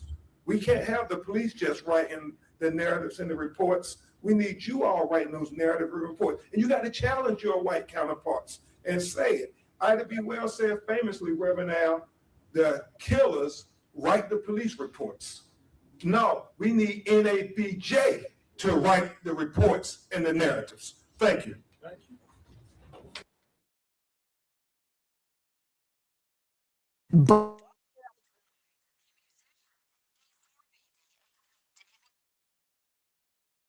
Yeah, man. I ain't really care for that press conference, man. I like, wasn't no facts, wasn't no shit, man. Like I really say get rid of Al and man. They're full of shit as usual. They're race based and making money, and of course, and now, and of course, so people say, you know, when you talk about the money and you bring in the money in this situation, I believe a lot of these things are just for money, man. The whole fucking system of going to jail is about money. That's why they privatize them. So, of course, it's another rules for getting money. You know what I'm saying? That's what it is. That's what it's about. But again, man, hopefully we get some type of understanding from this case. Hopefully, the grand jury sees fit for something to be done, and if not, we got to wait on these autopsies and these toxicology reports and see what the findings are. And also, man, it's this TikToker, man. That's been on the TikTok, and she been, giving her opinions and things like that about the case. And usually, again, y'all, TikTok is not a great source of information. Trust me, it's not. I say that all the time. But just listening to the chick though, man, she been getting down. She been doing her due diligence, look like, and her semi pseudo fake private eye work type shit, man.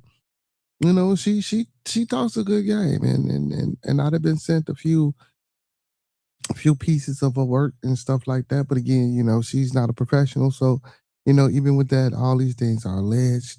I just hope that the truth comes out. And if it comes out that it was an accident, will people be able to accept that? See, that's the whole thing. Like, we so caught up on, this, that, and the third. Now, once all this information gets presented to the grand jury, and the grand jury says they find no, because we don't know who the grand jury is or who's on this grand jury, right? So if they find this, no foul play or no evidence that anyone should be, indicted for this, I mean, it's just another case but again, Crump is still there, civil suit, so he still can take the families and stuff like that, to civil court and things like that. But of course, we want to push for the criminal trial if there's a criminal trial to be had. And again, saying wait for all the evidence to come out and just assuming that he drowned and just assuming that they didn't have nothing to do with it. Like, I mean, feel how you want to feel, but to me, it's just some strange. It's just a lot of strange shit going on. A lot of strange things going on. A lot of strange things going on. Well, listen, man, I appreciate everybody for tuning in for this Bearded Midday Convo, man. Hit that like button, share me out. Man, continue to come up to the channel and make sure you guys subscribe as well. Make sure you guys subscribe to the channel. Come on over here to Bearded Conversation, man. Hit that subscribe button. We stay bringing you updates with the content. I'm gonna keep bringing you updates with the content on the Nolan Well case, on the David case, and other cases as well. I try to highlight all things. I want to get into this Nancy Guthrie case as well. I want to bring you guys some information about that. The young lady that unalived her 3 children. They're currently in court right now, going, having a trial on that. That case. I've been following that just a little bit, not too much, but that case is insane. Holla, man, this lady. But we gonna go over that as well, and get into that as well. You know what I'm saying? It's horrible, man. As a you're a mother, unaliving your 3 child, and especially at the ages that they were. It's just horrifying, man. The world is sick nowadays, man. I just don't know what to say, man. It don't matter what color you are, what religion you are, what creed, what race, what ethnicity you are, what nationality you are, man. The world is full of people that need help. Need help. And at the end of the day, I can't put it no other way than that, man. The world is just full of people who need help, and you got to be willing to help. And also, man, we got to build societies to where this help is afforded, man, and given. A lot of times, man, these people be out here, man, and we see them, right, and we laugh at them, we ignore them, and then when something happened with these people, it's like, oh wow, man, I knew, yeah, but everybody knew, but and even like within the state of Illinois, the largest mental health facility is the jail system. They didn't close down all the facilities that were predicated to mental health and things like that. So I mean, it's hard. And if it is a facility, now you got to have insurance. You got to be able to afford these things. It's hard, real hard. I just hope we get better, man. I just hope we get. Texas, not in Texas. Come to Texas. Well, I say it in Illinois. I don't know about Texas and what Texas has. So, how many mental health facilities are there in Texas? Do you know? I don't know how many, but I'm in one. I wouldn't necessarily say you're a mental health facility. That's what it's called. Yeah, that's what it is. Yeah. Okay. I can't dispute that because I don't know nothing about it. I have to get the name and do some looking up. Look up Harry. They'll let you know what that's about. Yeah, but we need more mental health facilities, man, around the world in general, not just in Texas. But now, for real, we're talking mental health. Like, it's a lot that needs to be dealt with. But I agree with you on that, bro. If they find out this was an accidental drive, that's why you can't listen to this stuff on TikTok. We gotta understand how people on TikTok and YouTube gonna have more information than the people that's on the case. That's crazy. That's crazy. Yeah, they say Texas got a few hundreds. Okay, let's go Texas. Let's go Texas. And then but Illinois got 7 to 9 psychiatric hospitals, but no actual place. And then even within those mental facilities, man, it's hard to find people that's really, caring and loving and really, what I'm saying, trying to help. A lot of times people get abused and fucked up in these facilities. Just don't do no perpetuate and cause more post trauma. You know what I'm saying? No, I'm not saying all, but just some cases. And so I don't want to, single out any particular mental health facility. But I just know these type of things happen. But outside of that, I still think we need more of these places, man, to help. You know what I'm saying? People who may be suffering from these things, and also therapy too, man. Like seeking therapy, and getting therapy, even if you don't think you have something wrong with you, man. It's just being just the fact to be able to talk to somebody, and to find a peace of mind and to help you along in life, man. And or whether it's getting a mentor, whether it's therapy, or whether it's some type of community service, all these things are important, and we do need these things in our community. And when I say our community, I'm talking as a people. Sometimes when I talk, a lot of people like to watch and they like to, pull and pick and come up with their own synopsis and their own opinions about what I say and how I say it. If you don't know, you should ask. But I'm not gonna get into that. But yeah, but you know what I'm saying, our community, man, as a people, man, we need a lot more of that, man, because we're suffering right now from these things. But yeah, man, but if they come to find out, but even with them coming out to find out that maybe it was accidental drowning, like guess what? It was too much covering up and inconsistencies for me to accept that. You see what I'm saying? So even if that's what the grand jury comes out with, that don't mean I have to accept that. And I can't just say that the fact is the fact and the truth is the truth. Now you have to, right? Because that's the law. But does that mean that the law got it right? You know what I'm saying? So it's just a lot to have to deal with and contend with, especially the mother and the father of Nolan Wells to have to go through this, man. It's just tragic. I wish it never happened, but it did. We just got to do better, world. We got to do better as a people. But listen, man, I enjoyed y'all this afternoon. I'm going to go get me something to eat. Enjoy my afternoon till later on tonight, man. Till I decide what we're going to do for this Bearded Tabernacle. And see what we're going to do later on this afternoon. Two Wheels, Monk, anything you guys want to add or contribute to either case that we talked about? If not, you know what I'm saying, give us some few words of encouragement to close us out. I forgot, man. I forgot. Okay.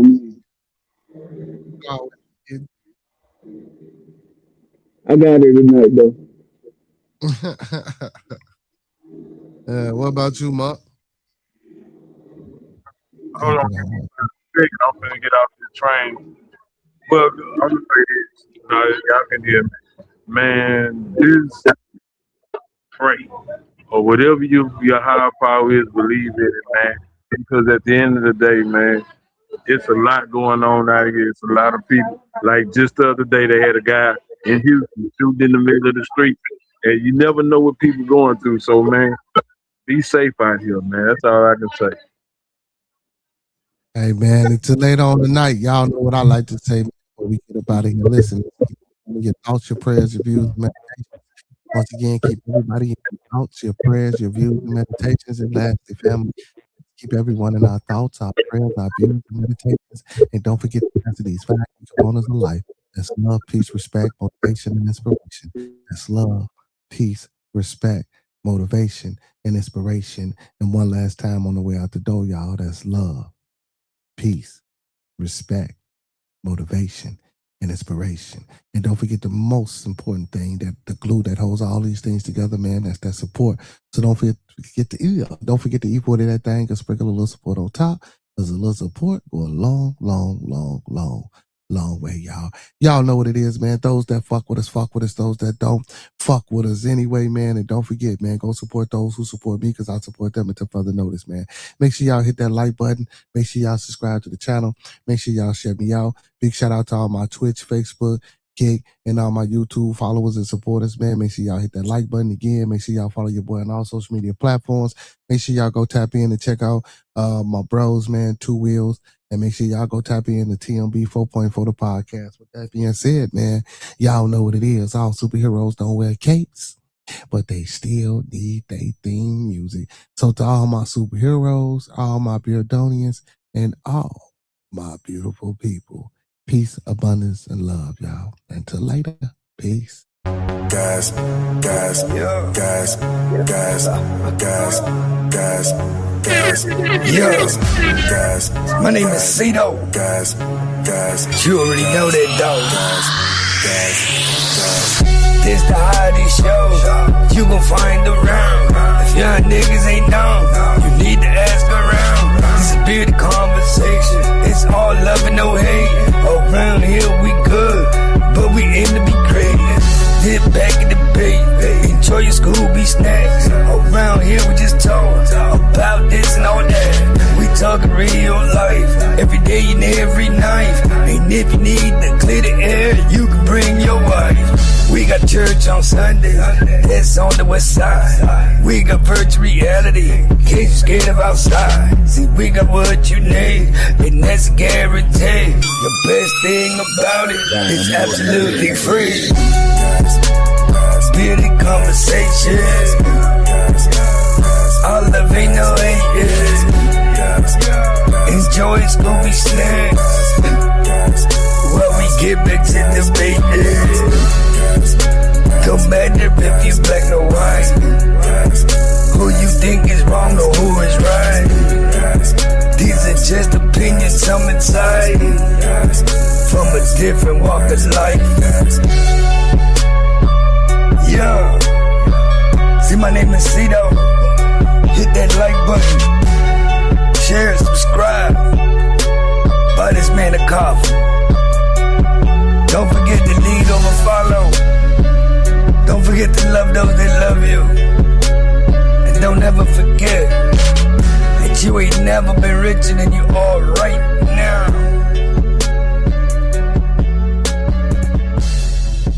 Like the video, man. Thumb up the video, man. Like the video, man. Thumb up the video, man. Like he said, hey man, don't forget, y'all, when we come together, may we always meet on a level. Once we're in each other's presence, may we always be humble and plumb. And when we leave each other's presence, may we always part on the square. Some more to be, some more to be, some more to be, so may it be, family. Peace, love, and abundance, y'all. Don't forget, man, every Saturday to Sunday, man, every Sunday to Saturday, man, every day of the show, we got something going on, 9 p.m. to 11 p.m. Central Time. Make sure y'all tap it in to Bearded Conversation. Tonight is Bearded Tabernacle, y'all. Y'all know what it is. Same brown time, same brown channel. Y'all come brown now. Yeah. Peace.